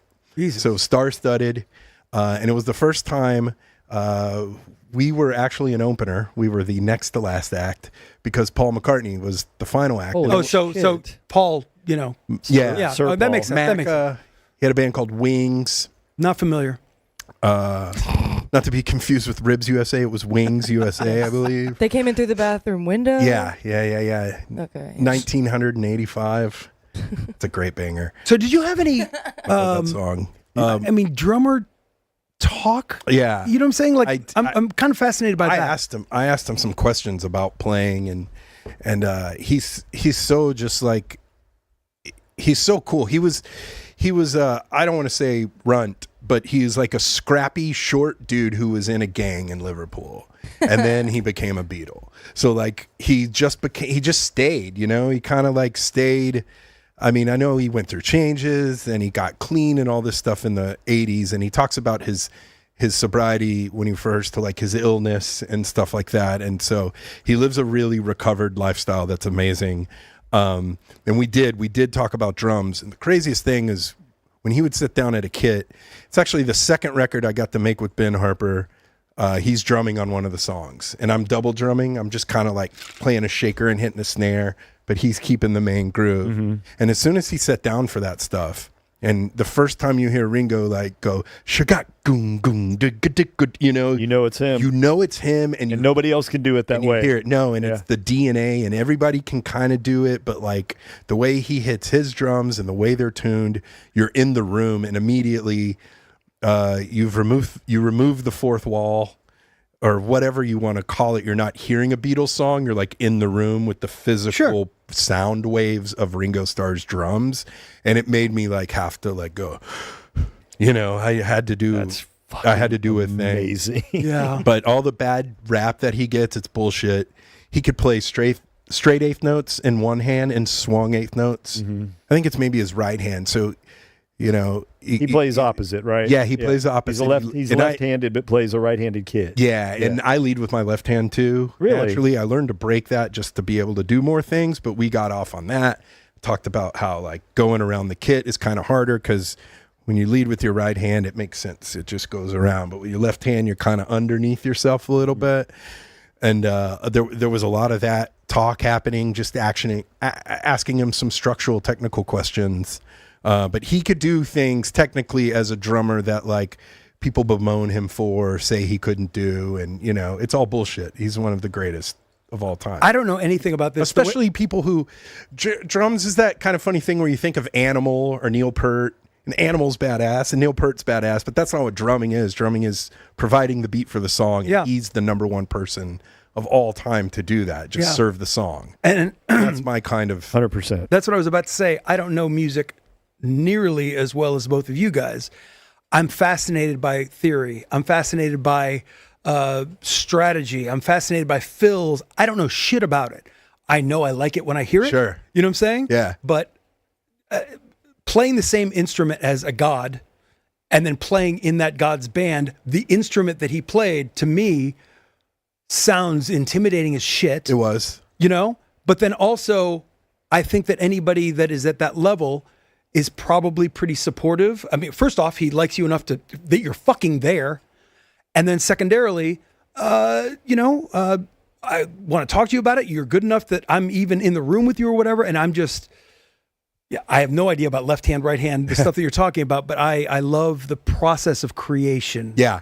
And the fact that you guys discussed something that's so close to your DNA, it blows my mind. That was the coolest part about it, is to be able to discuss normal stuff about our instrument and shared, he would volunteer all the stories. You didn't have to ask a story. Justin was playing with us, our Fort Worth bro, Justin, who was in the Orbans with you.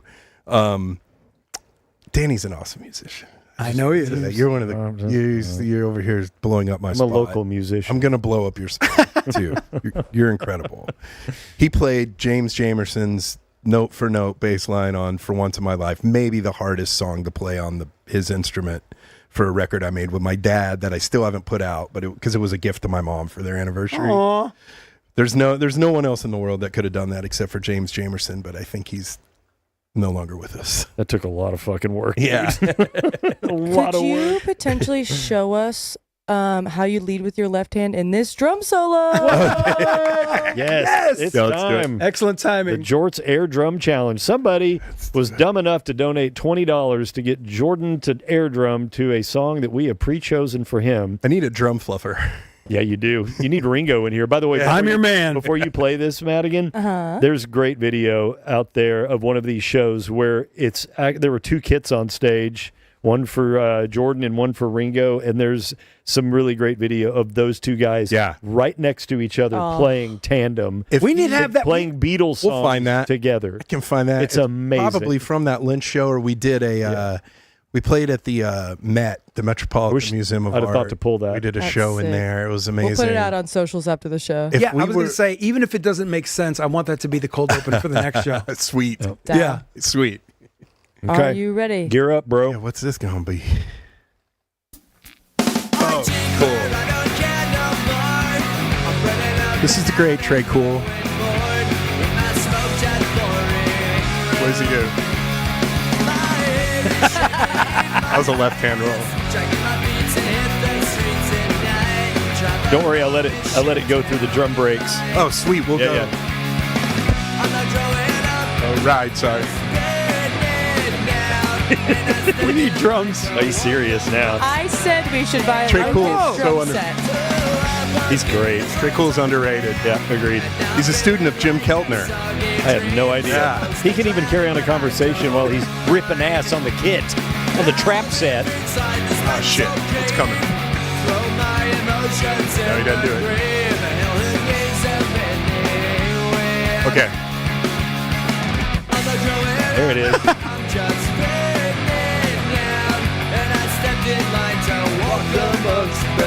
And he sings. He's got his own band, Son of Stan. He doesn't even play drums in it. Okay, I know what's going on here. Here we go. Moving the mic.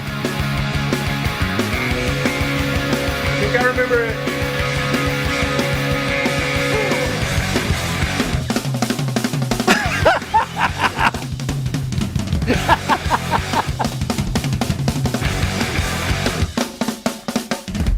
Yes! Amazing! All right, so for those that are watching or badass. those that are listening Oh my for the audio God. stream, we've That got was for $25. Grammy-winning effing drummer that is just hitting every fucking beat perfectly. Well, if there were drums, you could hear that. on It's rando cool. tunes. Oh my God, yeah, if you're listening on your podcast. I'm so happy to be in the room right now. Flip over to Spotify because it does support video, and you can always peek down and go, How about that? This isn't what going are to they be doing? flagged. What do those idiots look like? That's so cool. Screw it. This show does flag it. I don't care. Yeah, That's right. Yeah, I don't we're, care. we're screwed. All right, should we move on? We got a lot of doom scrolls to get to, so let's hit that bad boy. My God.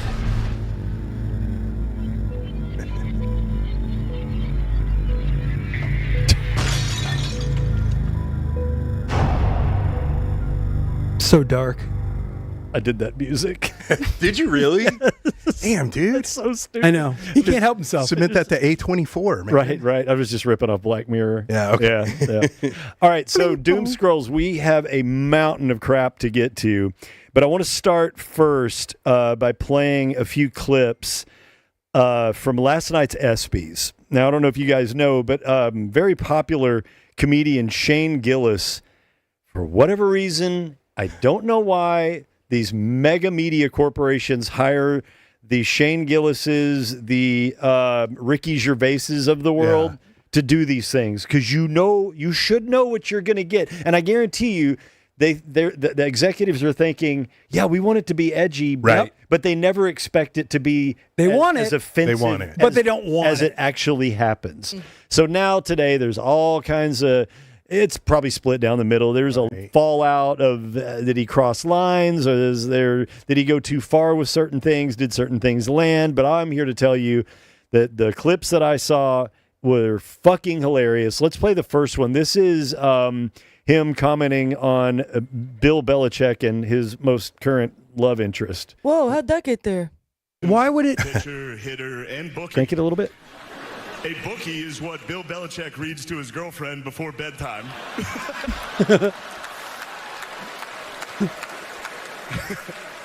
Whoa. They do. They read The Very Horny Caterpillar. The Little Engine That Could But Needed a Pill First. And of course, the classic Goodnight Boobs. That was my favorite one. Also, I'm not trashing Bill Belichick. First off, he's 73 years old and he's dating a hot 24-year-old, and people are criticizing him? What happened to this country? We used to be a great country. He won 6 Super Bowls. Yeah. He's dating a hot 24-year-old. Maybe if you guys won 6 Super Bowls, you wouldn't be sitting next to a fat, ugly dog wife. Oh my God. Listen. They let me do it. I don't. Disney, they allowed that. I'm going to tell you a story. I was at we should have taken that out. I had doubts going into that. That didn't work all week. Oh, man, that's so uncomfortable. This one, the next one that I thought was worth pulling was a comment on the current story in America. Actually, there was supposed to be an Epstein joke here, but as it got deleted. Must have probably deleted itself, right? Probably never existed, actually. Let's move on as a country. Let's move on as a country. And this is how he ended his, I believe either ended the night, I think he ended the night with this joke, but this is a great callback from when Norm Macdonald once hosted the ESPYs. And you remember basically why Norm Macdonald was let go of SNL. Yeah, OJ. Ebersol Relentless is friends with attacks OJ. on Orenthal James Yeah. Simpson. Well, this is a wonderful homage to the great Norm Macdonald. There's one thing I want to say before I get out of here, and this is a dumb joke. You guys aren't going to like it, but it was it's just a Norm Macdonald joke that I loved when he hosted the ESPYs, and I'm going to do it now. Travis Hunter won the Heisman Trophy this year. He's the first defensive player since Charles Woodson to win the Heisman. Congratulations, Travis Hunter, winning the Heisman. That's something they can never take away from you, unless you kill your wife and a waiter. In which case, they can take that away from you. In which case. Well, see, a lot of you don't like me, and that's okay. I love that subversive human gets So the good. job. Yeah. I love it. It's like slightly enabled because we're less woke right now, Right, you know, right. or Yeah. whatever. Yeah. Whatever like marketing team can say that's what's happening. People Right. aren't the same, but like, oh well, you got President Comic, you know, so we might as well let it fly a little bit. Let's have some fun. Yeah. All right, let's get to the meat of Let's Doom. have some fun. Of Doom Scrolls. Madigan, you brought in some from your own collection. Let's why don't you set these up and hit them? All right, so I'm gonna preface this first one. You're going to pre-say. It's a trend right now, obviously, to make funny videos with AI. And the trend right now is to What's make AI? dogs or just animals in general All in. compete in Olympic sports.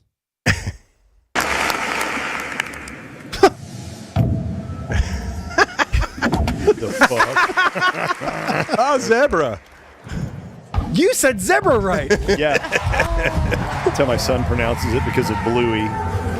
Holy shit. You know the unicorn's got it. So we're watching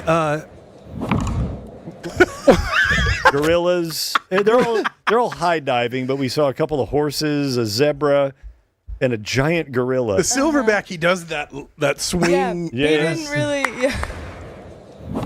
Get that momentum. Amazing.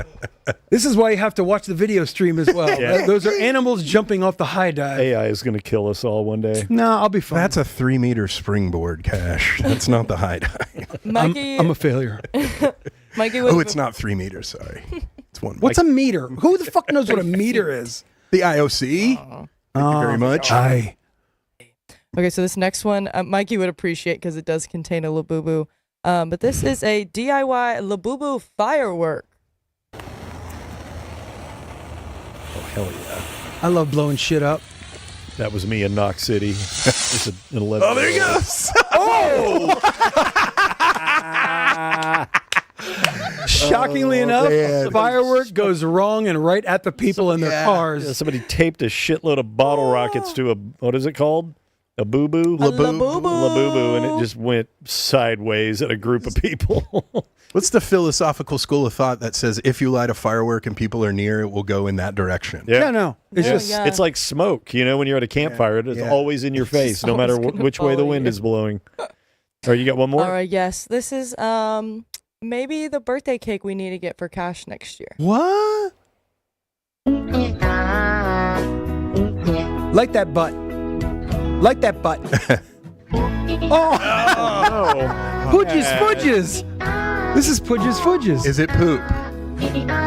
It's the new is it cake? Or is it That's it? doo-doo? That is what it. The what more do hell? you need? Oh, so I got You need this a on couple my of- For You page, and I was like, I need to show this to some adult What do you need, men. like 2 Asian women underneath the cat, Oh, my the God. dog's butt, receiving the chocolate? I'm interested in the engineering. How do we get all that going on? I will say that I want to receive the chocolate.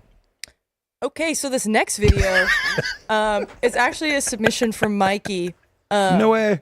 So you need to listen close. It's one of those like black and blue or red or white and yellow dress. Like, do you hear Laurel? Do you hear Yanni? So you have to listen really close Okay. All right, and headphones see on. which word you hear. These are the options: blueberries, watermelon, ice cream, popcorn, and bananas. It's what you're craving right now is what you hear. You'll only hear the food you're most craving right now.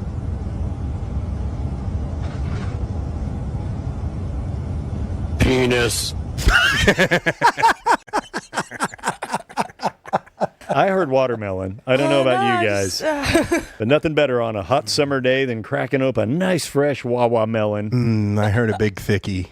I heard big thicky. Yeah, I heard big thick. penis. I heard penis. What did you got? So you that's a really? little kiss on the cheek from Mikey. He misses y'all. You cravers. You dick cravers. All right, this one's That's me. This one's for cash, and this happened, I believe, today in the Open. All right? What? This is Scotty Scheffler on an approach shot. I believe, I don't know what hole it is or whatever, but listen closely because parabolic mics pick up everything. Sorry. This is a great view of it here because far above the green, downwind you can get onto this green, but Scheffler.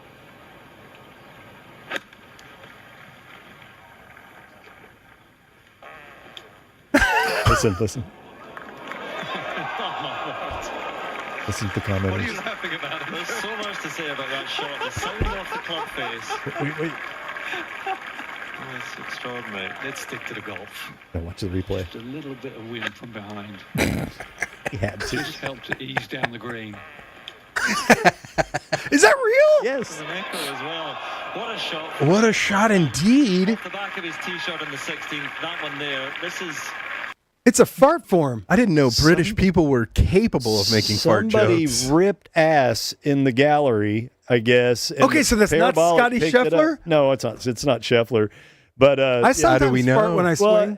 yeah, I don't think Scotty farted. I think it was a parabolic that's close to the green, and and the funny thing is these guys are, oh, let's stick to golf, but on the replay they just couldn't help themselves with a wind behind him. Wind from the back. On the replay, they had to wind from the back. Beautiful. I love it. I That's love someone who's bold enough to fart at golf because it's quiet. That's Hey, why you could hear it. When you're world number one, bro, Yeah. no rules apply. He looks awesome. He just looks like Yeah. He looks like Cliff, Danny. He kind of does.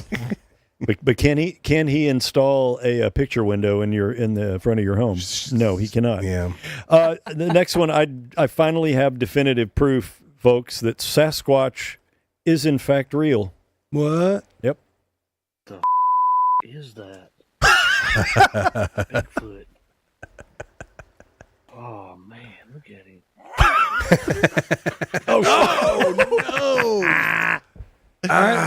So these dudes were trying to do joke videos and make it look like his giant friend was Bigfoot, but the guy slipped and fell into the bushes. Sure did. Bigfoot's real. Can't even get more than 3 steps out of a really, really big guy trying to jog. That's true.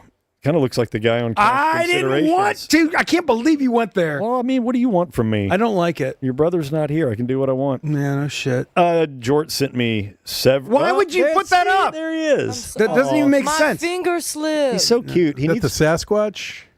He needs to wash his tank top in OxyClean. I would recommend that. Jort sent me a bunch last night, and I yanked these. You yanked these. Yep. Everybody's familiar with the Dyson powerful hand dryers that are in restrooms. Hell yeah. They have. Whoa, whoa, whoa, whoa, whoa, whoa. There it is. They also have other uses, as you'll see here. Oh my God. You're fucking joking. Why would I joke? I hate everyone in the world. I hate everyone. Why can't we can't have nice That things? poor janitor. This guy needed. Yeah, you're right. No, and the people that are after what is Yeah.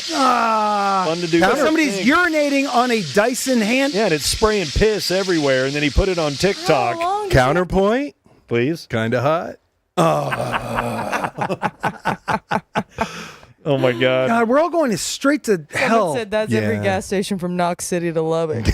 God, while Jordan recovers from his unexpected horniness, let's play this I one. didn't know that would happen. This one is titled, "Is This in Fact the Most Passionate Painter in the World?"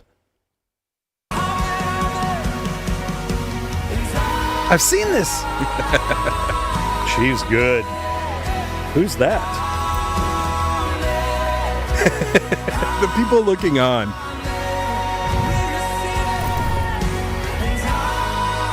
Oh, good lord. So we have Yeah. a woman athletically painting Yes. Profile. our 45th and 47th president, She's putting her full back into Donald it. John Trump, And he's In front of a cross. Yeah, he's on it. standing in front of a cross. at the foot of Mount Cavalry or whatever Yeah. it's called. Oh yeah, he is. Yeah. with Danny's band playing in the This has got to background. be in a church. It's got to be in a Sir church, Daniels. right? It's Yeah. got a mega church. I think it's. I brought in a couple mega churches because I follow a couple great account. Well, you follow us. You definitely follow the Fellowship Church of Grapevine. This is from Pastors with Props. Yes, this is Pastor Ed Young. you and know this, him. this motherfucker can hoop.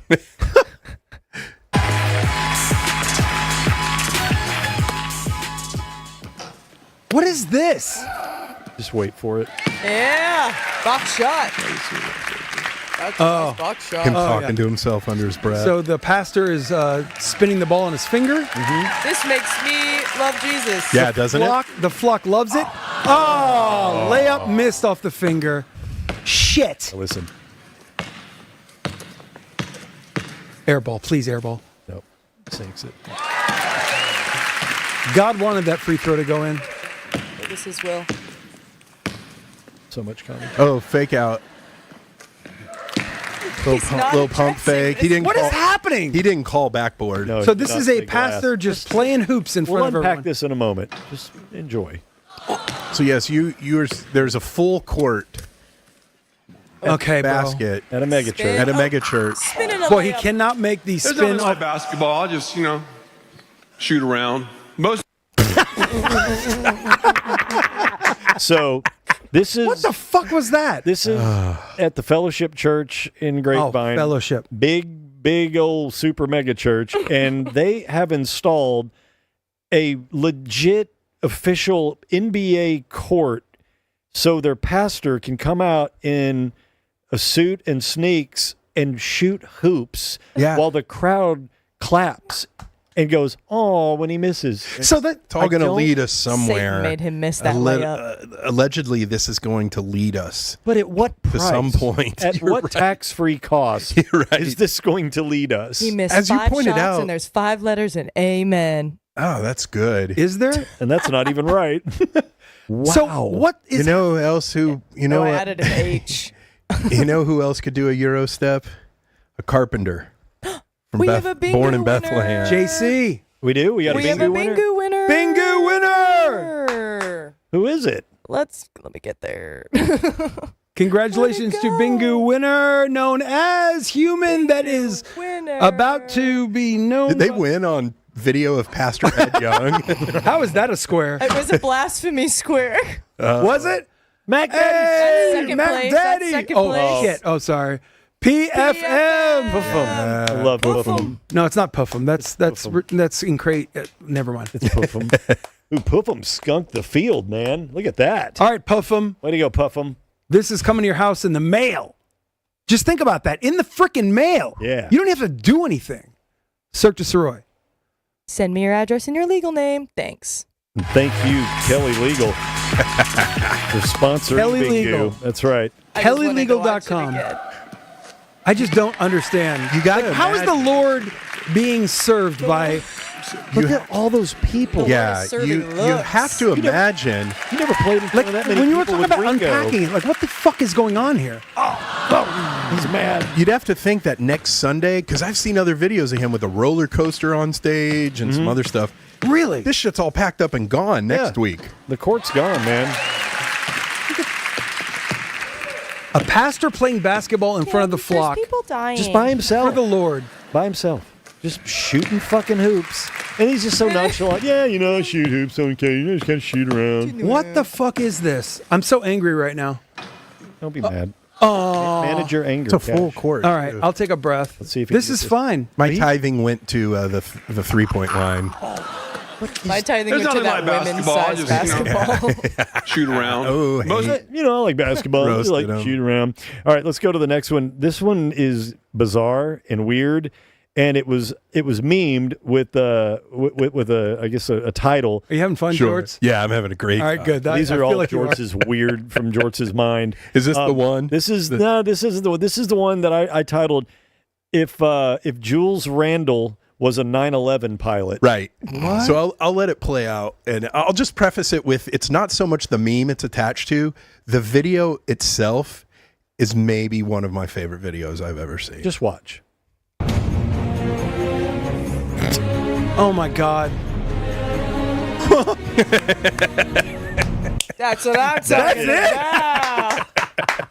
It just tickles me out there that someone made a so video funny. of just the plane flying right by him. It's an American Airlines plane flying towards the Twin Towers and just safely passes by to the them. right. Yep, just safely. I don't goes feel on its- comfortable with anything that's happening right now. I'm not happy that we have a show that we just showed that. I really. Sorry to bring didn't that show heat. the bad one. Yeah. We But showed the happy nothing happened. ending. I guess. We took 2 L's and made him a W, Cash. If Holy Jules shit! I never Randall thought 2 about that towers way. and made him was a peace a sign. 9/11 pilot. The next one, you're going to maybe have to help me on this one. This one's just called "I Had No Idea." This is just a moment of zen. Believe. I couldn't understand. I couldn't believe. I didn't understand. I didn't understand. I never understood. I didn't know. I didn't understand. I never understood. I couldn't believe. I never understood. I couldn't believe it. I had no. This coconut. I didn't understand. I couldn't believe. I didn't know. I didn't understand. I couldn't believe. I don't understand. I didn't understand. I couldn't understand. I didn't understand. Oh, I never that one is understood. I tough. never understood. You didn't know. I couldn't understand. more than 3 shirts. I didn't understand. I couldn't. It just keeps I want to die. I want to die. I want to die. That one's I want to tough. die. Like, if you're listening on the audio version of this, You want to die too. like, what the fuck was that? And then she's just like holding different foods and bowls of grains and She's rage fucking. baiting. Cookware. Yeah. Yeah. She's rage baiting. I'm guessing it's a compilation of It is. her opens. Yes. Remember Yeah, all this the. is just scrolling through her own account. Yeah. She's clearly an internet chef. God, I'm and sweating. She does Yes. these videos, and every one of them is a formula, and it's got to grab you and get you with the, I never thought this could happen. I couldn't believe I couldn't do this. And it's all just the same bullshit, repetitive, mindless, Yeah. disposable content. That It's like the you have to recipe backstory. Yes. You have to get before you get the recipe. all the fucking advice stuff I was talking about earlier about not being triggered and whatever, that sent me over the effing cliff. I mean, I Deep breaths. You're triggered. Okay. Deep breaths. All right, Thank you, Maybe, thank you, maybe thank you. this one will cheer you up. This one is titled Dave. Jesus. It's a test. Dave like that Math- movie The Master. Okay, fuck it. one- I'm failing. Test. This one's titled this- Dave Matthews Band's Finest Moment Live.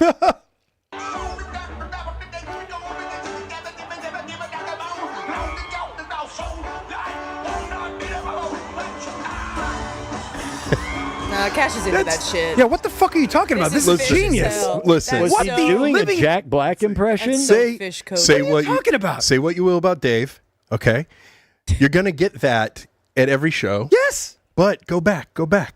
Can we play it one more time? Do we have that kind of time? 100%. Roll that again. You don't always get it, Cash, on the Skyline Chili Vision. We're getting it on Fair. Skyline Chili Hey, Vision. at least their primetime vision has a television. sponsor. Dear God. Why Okay, that's doesn't fair. Our TV Toshiba. our Toshiba could be sponsored by Skyline Chili whenever they're ready to come aboard. Yeah, just email us at Roller Town cirquedusiroy@gmail.com. Beer. That had to be St. Louis. That's where Skyline Yes. Chili comes from. Totally. All right, and for our final video, Jordan sent this to me, and it simply was titled by him, "The Greatest Video Ever." Okay. This is Trigger warning. This is a Can I take the L? This is a split screen. You have a gentleman with a VR headset on playing some type of a dance video game where you are there's a big dance floor and there's people and men and women and couples and they're all dancing and he's participating in this dance. And I've never seen something start so innocuously and devolve into absolute madness in a 2-minute span. I might hate this. You're going to love it. Okay. Hey. Okay. These two right here, my favorite. Oh, hold on. Oh, okay. Excuse me, big dog. I see you trying. What's up, baby? How you doing? I go by Sean Cam. This man over here bothering you. What's up? Uh-oh. What's up? Uh-oh. That's your man's? Brothers and sons. What's up, bro? What you want? I ain't scared of you, big dog. I'm back up. Come on. Wait. What the fuck is happening here? He's beating the shit Oh, out y'all of came together? Are these actual virtual people?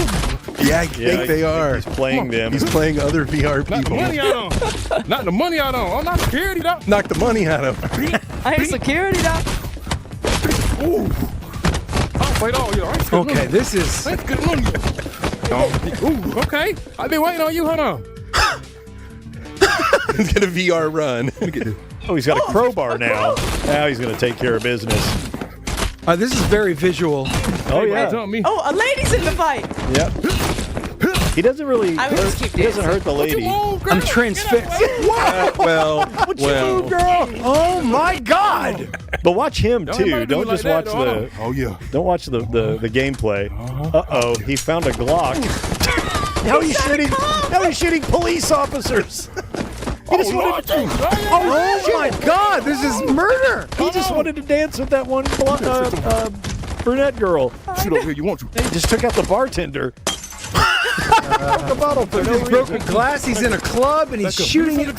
Oh my God. I'm sweating. Something to drink. Jesus, how many shells? Why is there a machete at Don't the worry bar? about it. Limes. Look at him running. Limes. Garnish. Duh.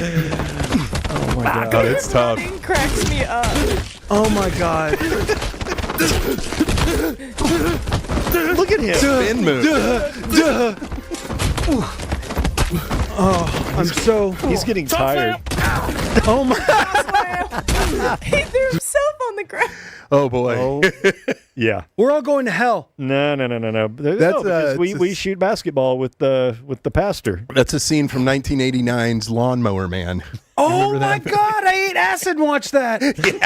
I swear to God. I think Angel Reese makes more I shots. swear than to the God, pastor did. dude. I believe I was you. going to say earlier, the reason why we can behave in an airport is because we've all kind of, taken acid and watched Lawnmower Man, basically. I had the best time. Yeah.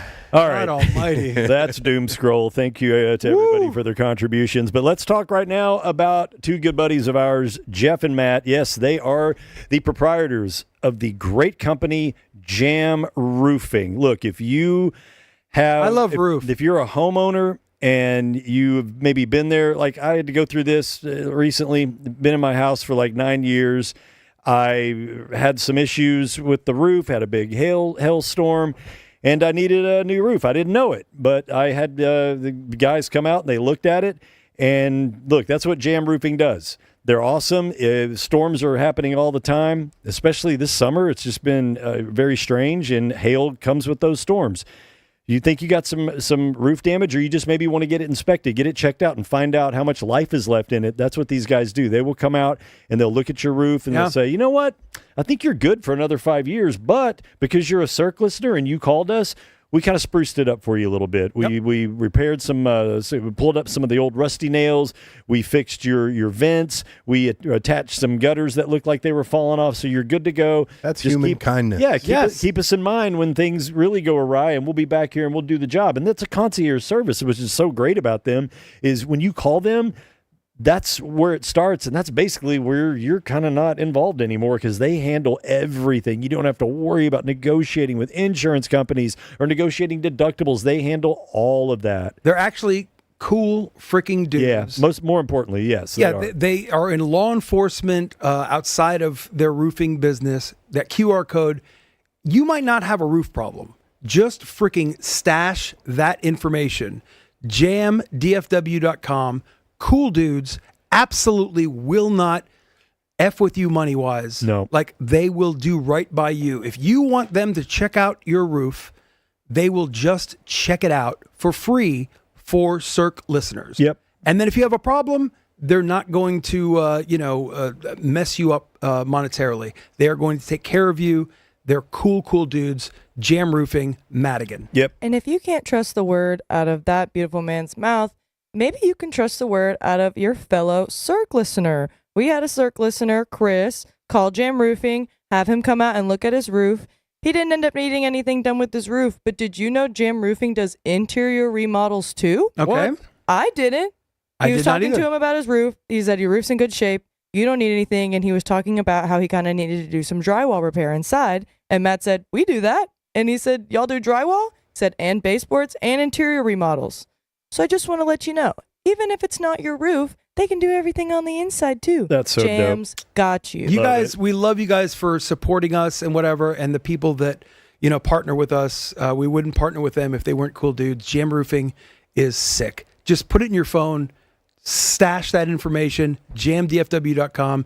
If and when you need that help, they're there for you. Sports. Damn. We're not doing sports. No, I just say sports because No. I've got this. You panic? That's my exclamation point. All right, we got to get to you people, and we got to do it now. Oh yeah. I love this so much. Those are people. You motherfucking people. Marbles coming up. And there's more people. Yeah. Thanks, Getty Images. Oh, my search history was ruined. My favorite. Dart. You people. Volunteer. Chats, questions, comments. This is where you need to go to get your chats, questions, and comments commented on, answered, discussion, whatever you need. We Very got a concise. bunch of them. And I think we want to... Should we knock out the ones in red first? Yes, I'm going to do the paid chats, and then I have 6 talkbacks for y'all to listen Oh, to. badass. And then if we want to listen to do more, I have written ones. If we want a marble race, we can marble race. I want to do more first. Okay. So, for our paid chats, Danny, what is your equivalent of Cash's t-shirt? Danny? I don't really have many Is there a graphic... band that changed name that you hated the name change? No, I don't think I have one. I don't have a lot of T-shirts with graphics on them. I used to, but I don't really anymore. So you've grown, and I'm pathetic. No, I just did a massive purge. I did a massive purge of clothes that the way I look at it is if I haven't worn them within the last year, they need to go. Yeah. They're not coming back. That's why I wore this, just so I wouldn't throw it out. I'm glad you did. I'll never throw it out. It's a great shirt. I still call it Joe Robbie. So do bitches. I. I've never known it to be anything else other than Joe Robbie Stadium. Next! Who makes weirder faces while performing? Piano players, lead guitarists, or drummers? Oh, George. Ooh, okay. The face leader in the band. So the options were drummer, piano, guitar, and piano. I'm going to say, just from personal experience, I'm going to say piano players. Really? Yeah, kind of contorted. Really? Yeah. You get guitar face. We all know guitar face. The main assailant isn't on the list, and it's bass face. That's what I was going to say. Can we throw the basses And into it's the kind of ring? like... It's like they're chewing something. Yeah, it's kind of like They have a lot of gum in their when mouth. Eric Clapton goes full tadpole neck beard. Here, I can do it, kind of. And he's like, he's not a bass player, but you get that kind of a vibe sometimes on bass face. You don't. You look cool. You don't have I'm pretty egregious bass face. I'm pretty expressionless because I'm thinking in my head what I'm supposed to be doing. Yeah, I'm never in a groove well enough where I'm so free to make faces. There's a drummer named Rod Morgenstein. Yeah. Who'd he play for? He played for Winger. Yeah, this guy and his talent of knowing every 80s metal band member. Personnel, yeah. Not to be Motley confused. Dingu. I believe he was North Texas grad as well, right? Yeah, that's right. I became pen pals with him in high school, which is it's weird. It's just strictly professional. I was considering my options and thinking about going to UNT, and I met him at a clinic at Guitar Center Arlington. No shit. When it used to be 2-story. Yeah. And he's one of those guys who he's like Steve Smith of Journey. He plays in a radio popular band, pretty normal beats, but he can go on that clinic circuit and be a dazzling magician behind the instrument. Greg Bissonette's like that too. Exactly. Yeah. But Rod Morgenstein is the worst drummer face, and it's like the worst drummer face. I mean, no offense by this, but it's like he has his sight, but it looks like he's vision impaired in a way, in a very particular way, and then kind of bites at the air. And it just looks like they should bites at the air. Yeah, it just looks like they should give him the Hannibal Lecter treatment because he looks like he's losing control. All right. Which is greater, Mike Soroy vacation time or Anthony Davis injury time? Fair, equal, pathetic. Do they coincide exactly to the day? No, Mike doesn't show off season, so sports. Yeah. See, that's where it fits. There is no off season. Yeah, hell yeah. Got some talkbacks There's for you no boys. off. All right, let's play it. I have 6, so buckle So up. these are people in the Discord. Yes. Yes. Who submitted audio messages in the Discord. On the Cirque show. Shower talk. I take my phone into the shower every day. It sits on a little shelf. so that I can listen to, amongst other things, the Cirque du Sirois program. And sometimes I don't want to get out of the shower yet because I'm listening to a funny bit or something. So I just stand there and let the water hit me while I listen to you idiots entertain me.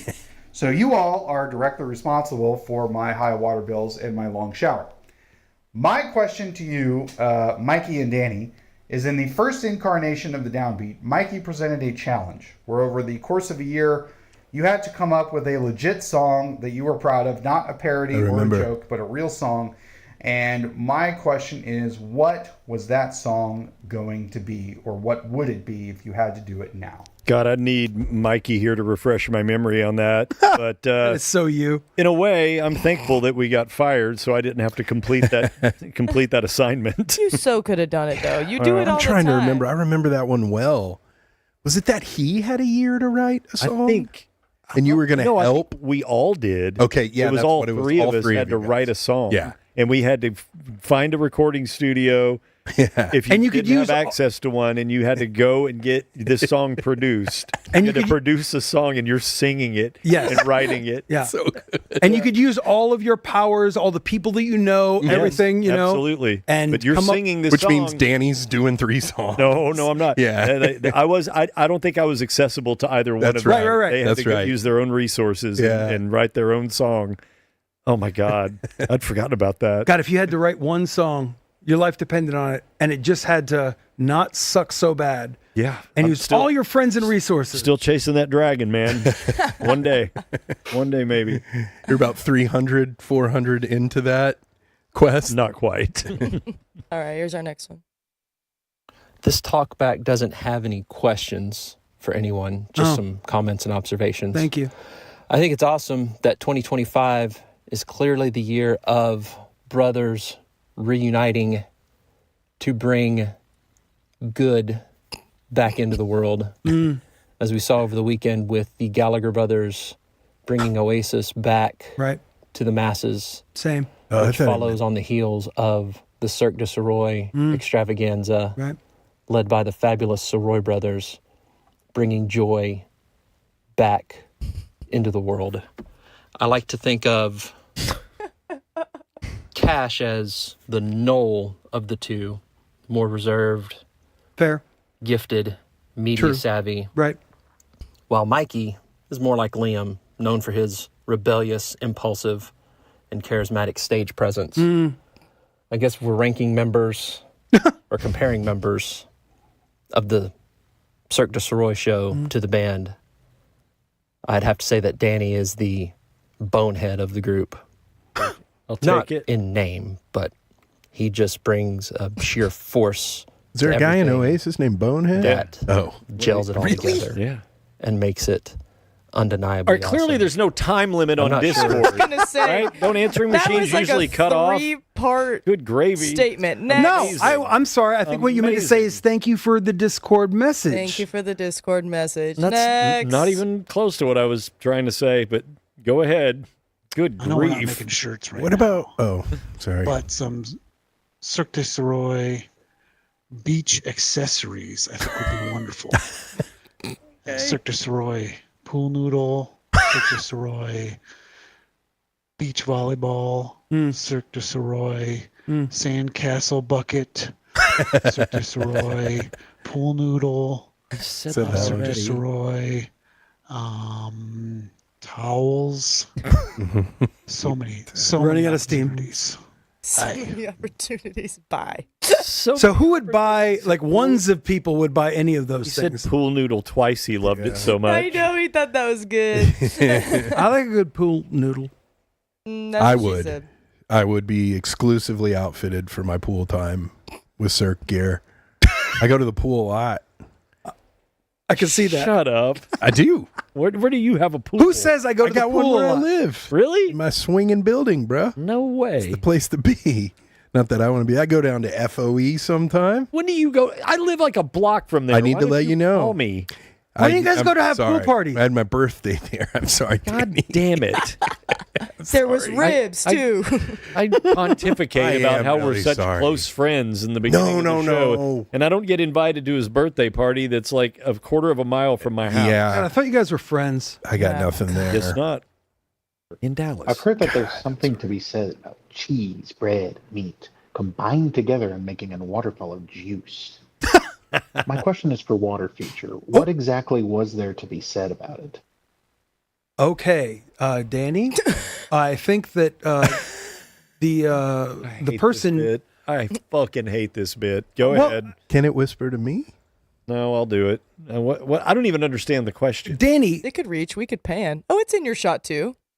bread, meat, Cheese, succulent juice. Yes, and what is the question? Well, I think that you need to talk to Water Feature about what it thinks about a delicious cheeseburger, and then let the audio question person have That the. as they will. Yes. Hold on. You heard that, right? Water Feature said he wants to do to that Discord caller what the virtual reality man did to those people on the dance floor. Jesus. That's his response. He's such a sweetie. Why do you hate Water Feature? And when you're the only I one don't, that look, I don't hate Water Feature. Water Feature is a dick. All I do is Danny? relay He's a psychic. sentiment. That's it. Mhm. What else we got? Would Water Feature like a little bitty Cirque du Sirois pool noodle? Yes. Okay. So you I'm gonna you make one of accept the those. power of Water Feature. I don't know what, and he's the only one that is connected to it. So I mean, It's this because is it was forced upon him. We have a strange relationship. See, I'm the one that paid for Water Feature. it's The uncomfortable. paper towel it's on is Water Feature gross. has Mikey talks with his hands and smacks it over and it splashes. Water Feature was actually tested to see if it actually worked in my own home, so Yeah. it knows where I live. That was the focus group. Dun, dun, dun. Yeah. All right, we only got two more. Would you rather be at a Dave Matthews concert or under their bus being shit on?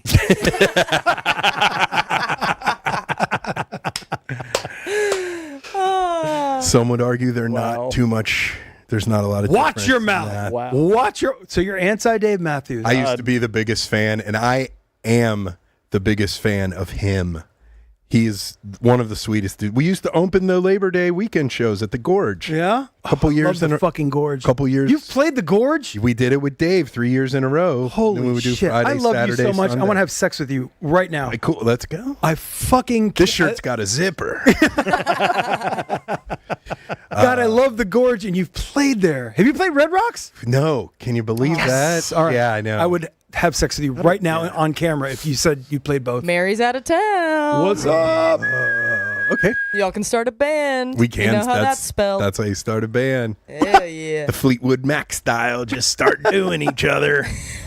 Go your own way to my pants. Last one. This one is actually Landslide. sent directly for Mr. Jorts from one of your old colleagues. Okay. He submitted this. Tremendous. George, me old mate, it's Ringo, peace and love. I watch Cirque du Sirois every week, even though I'm still not sure if it's a podcast or a circus. Acid flashbacks are real. Anyways, I've been meaning to send a talk back to Black Nitro, Dingo, Big Cash the Plug, and Mad Dog to let them know how much I've been enjoying their work. Peace and love. I was excited to hear you were stepping in for Mikey this week since he sodded off to Atlanta for whatever reason. Imagine that the bastard has 1 year of severance and can't work, comes back to work 2 nights a week for 2 months, then has to take a day off. Lazy bugger. He refers to himself as Disco Daddy, right? The daddy who went out for cigarettes and never came back. Anyway, I just wanted to say peace and love, and I'm glad to see you're still bashing on the drums and making music. Remember, the best players don't hit the drums. They negotiate with him. I'll go now, I've used enough time. Besides, I need to check my bingo card and switch over from YouTube to Twitch so I can play marbles. Yes! Hope I win bingo this week. I'd love one of those mugs to drink my kombucha from. Also, let's get the Discord popping off. Don't forget, type exclamation point play in the message box for marbles. It's a marble race. It's fun. Peace and love, peace and love, peace and love, peace and love. Got it right. Peace and love, peace and love. Holy shit! Wow, thank you, Richard. Fucking brilliant. Oh boy, that's amazing. God. Thank you, Ringo. All right, let's do it. That means a lot. Amazing. Go to Twitch. Need to get Ringo some 'Cause it's chlorotrimotron. fun. That was fucking great. That was incredible. Beautiful. I love that. Peace and love. Peace and love. All right, now this is the first. I got a vocoder.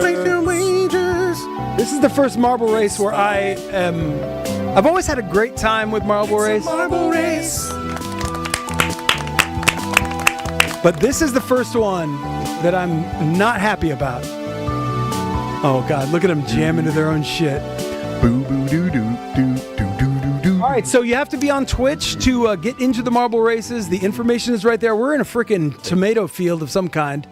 I was feeling for me. Just go to Twitch and press !play, and you get a marble, and you're in the race. Now, here's the effing problem. Uh-oh. We don't have the sign?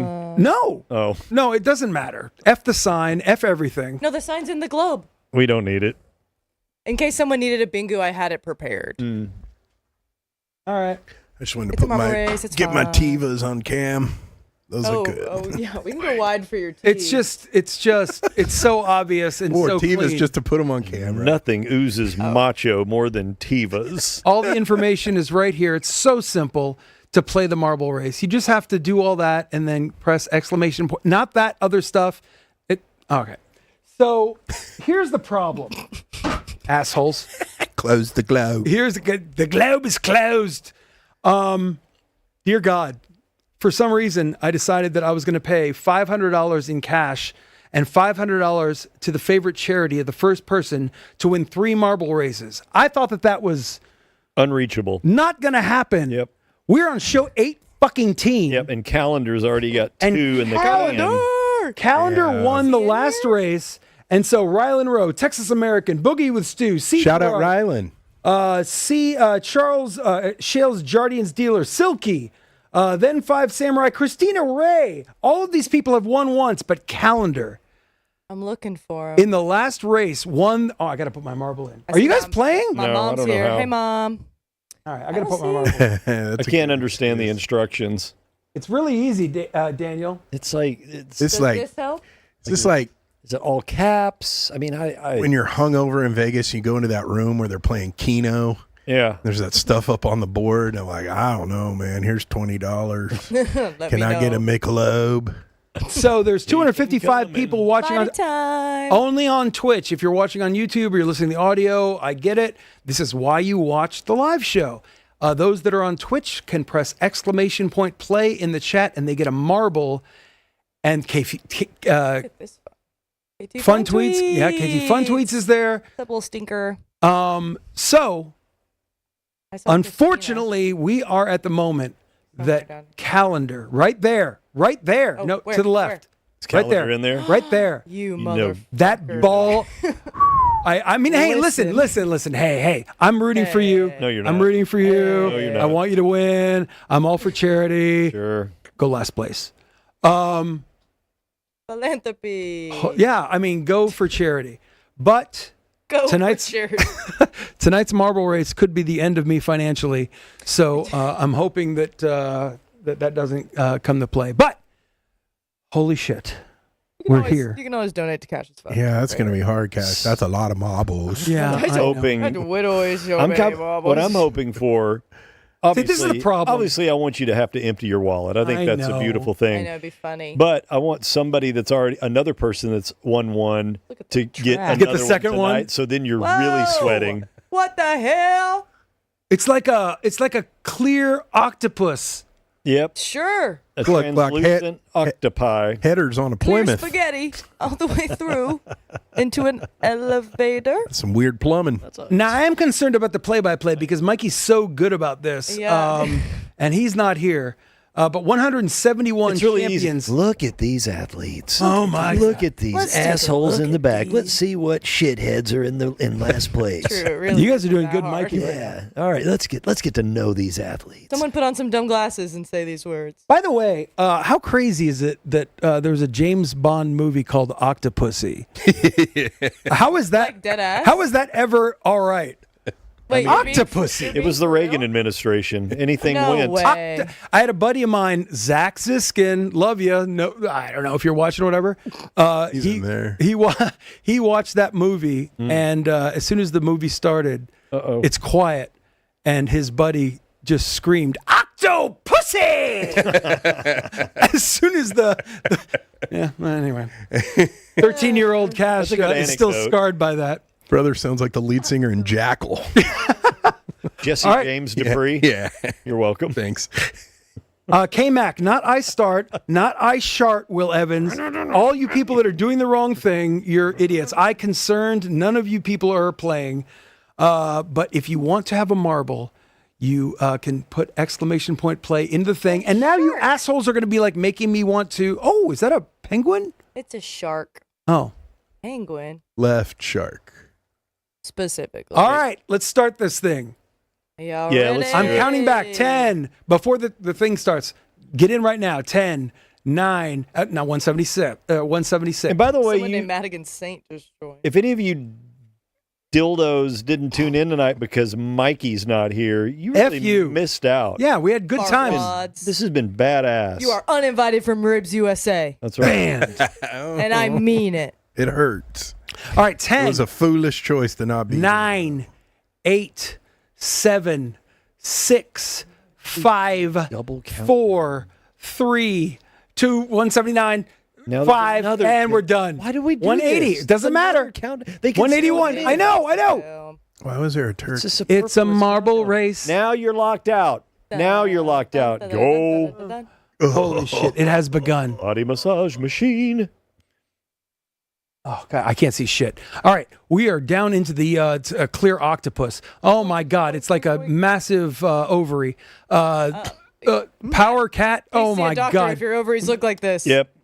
I think you meant... Who's going to get in the tube first? The fallopian? You meant the fallops. Flops tubes, bruh. Still. Cop 10 text. Please contact your Wait a second. Are they going up on an elevator? Yeah, they're going up, and then they're going to have the little pingers here. They're going to have to deal with the pingers. How'd they get up there? Who's in first place? Cop 10 text still. 10 text. Okay. Where's he's battling with some pingers. He's through, though. He is through. Oh, no. Somebody grabbed their lead. Muscle Huffin.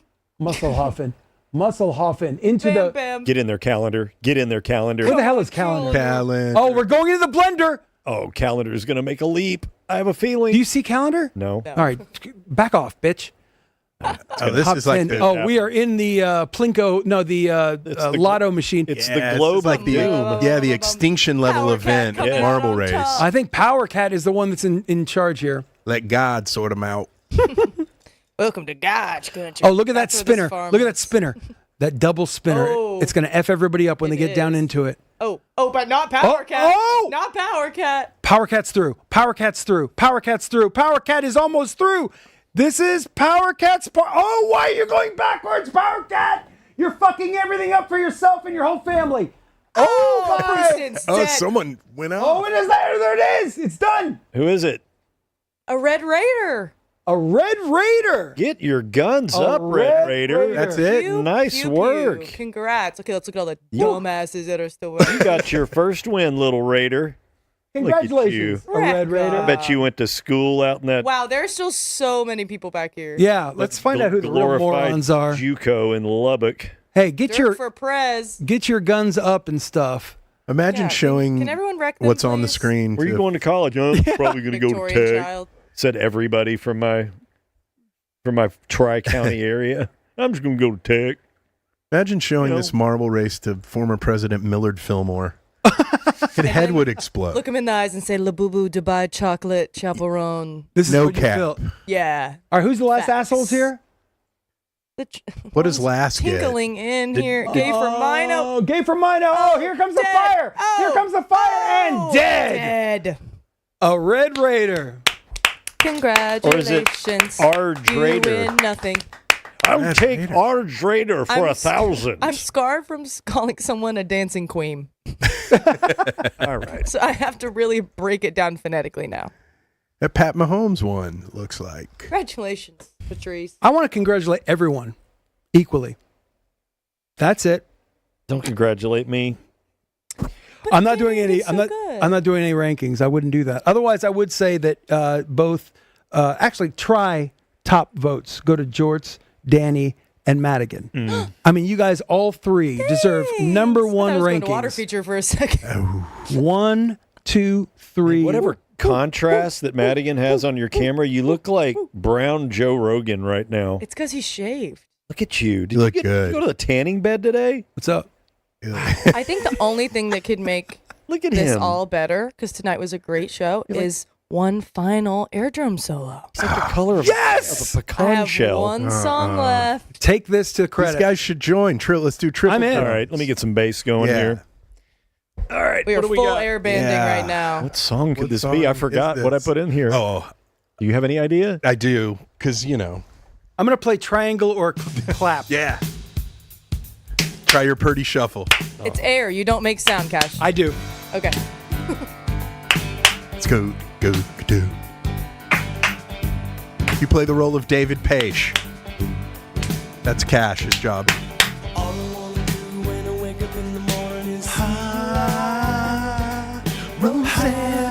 Cash is also doing the ASL interpretation of the song. Shout out to all the Porcaro brothers on the song.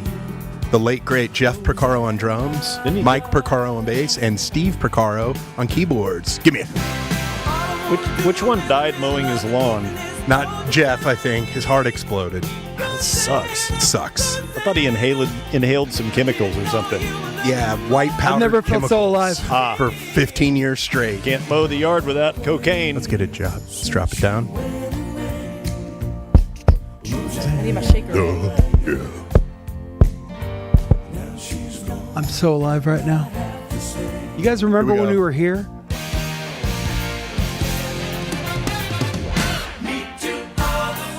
Skadoo-doo. God, the whole building, the people downstairs are so pissed with all of your... Skadoo. Oh, yeah. This is the second song of the decade of the 1980s written about Rosanna Arquette. Really? Who can name the first?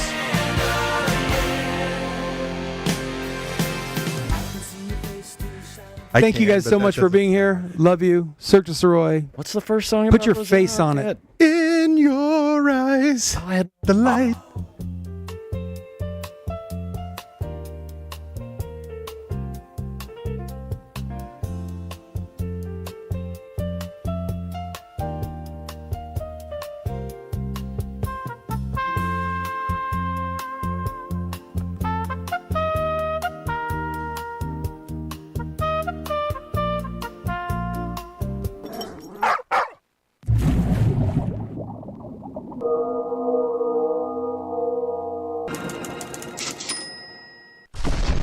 Bloody Gulch.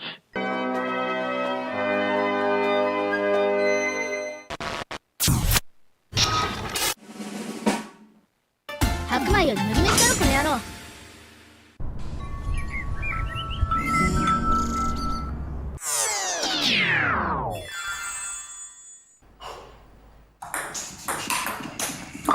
Baseball. Say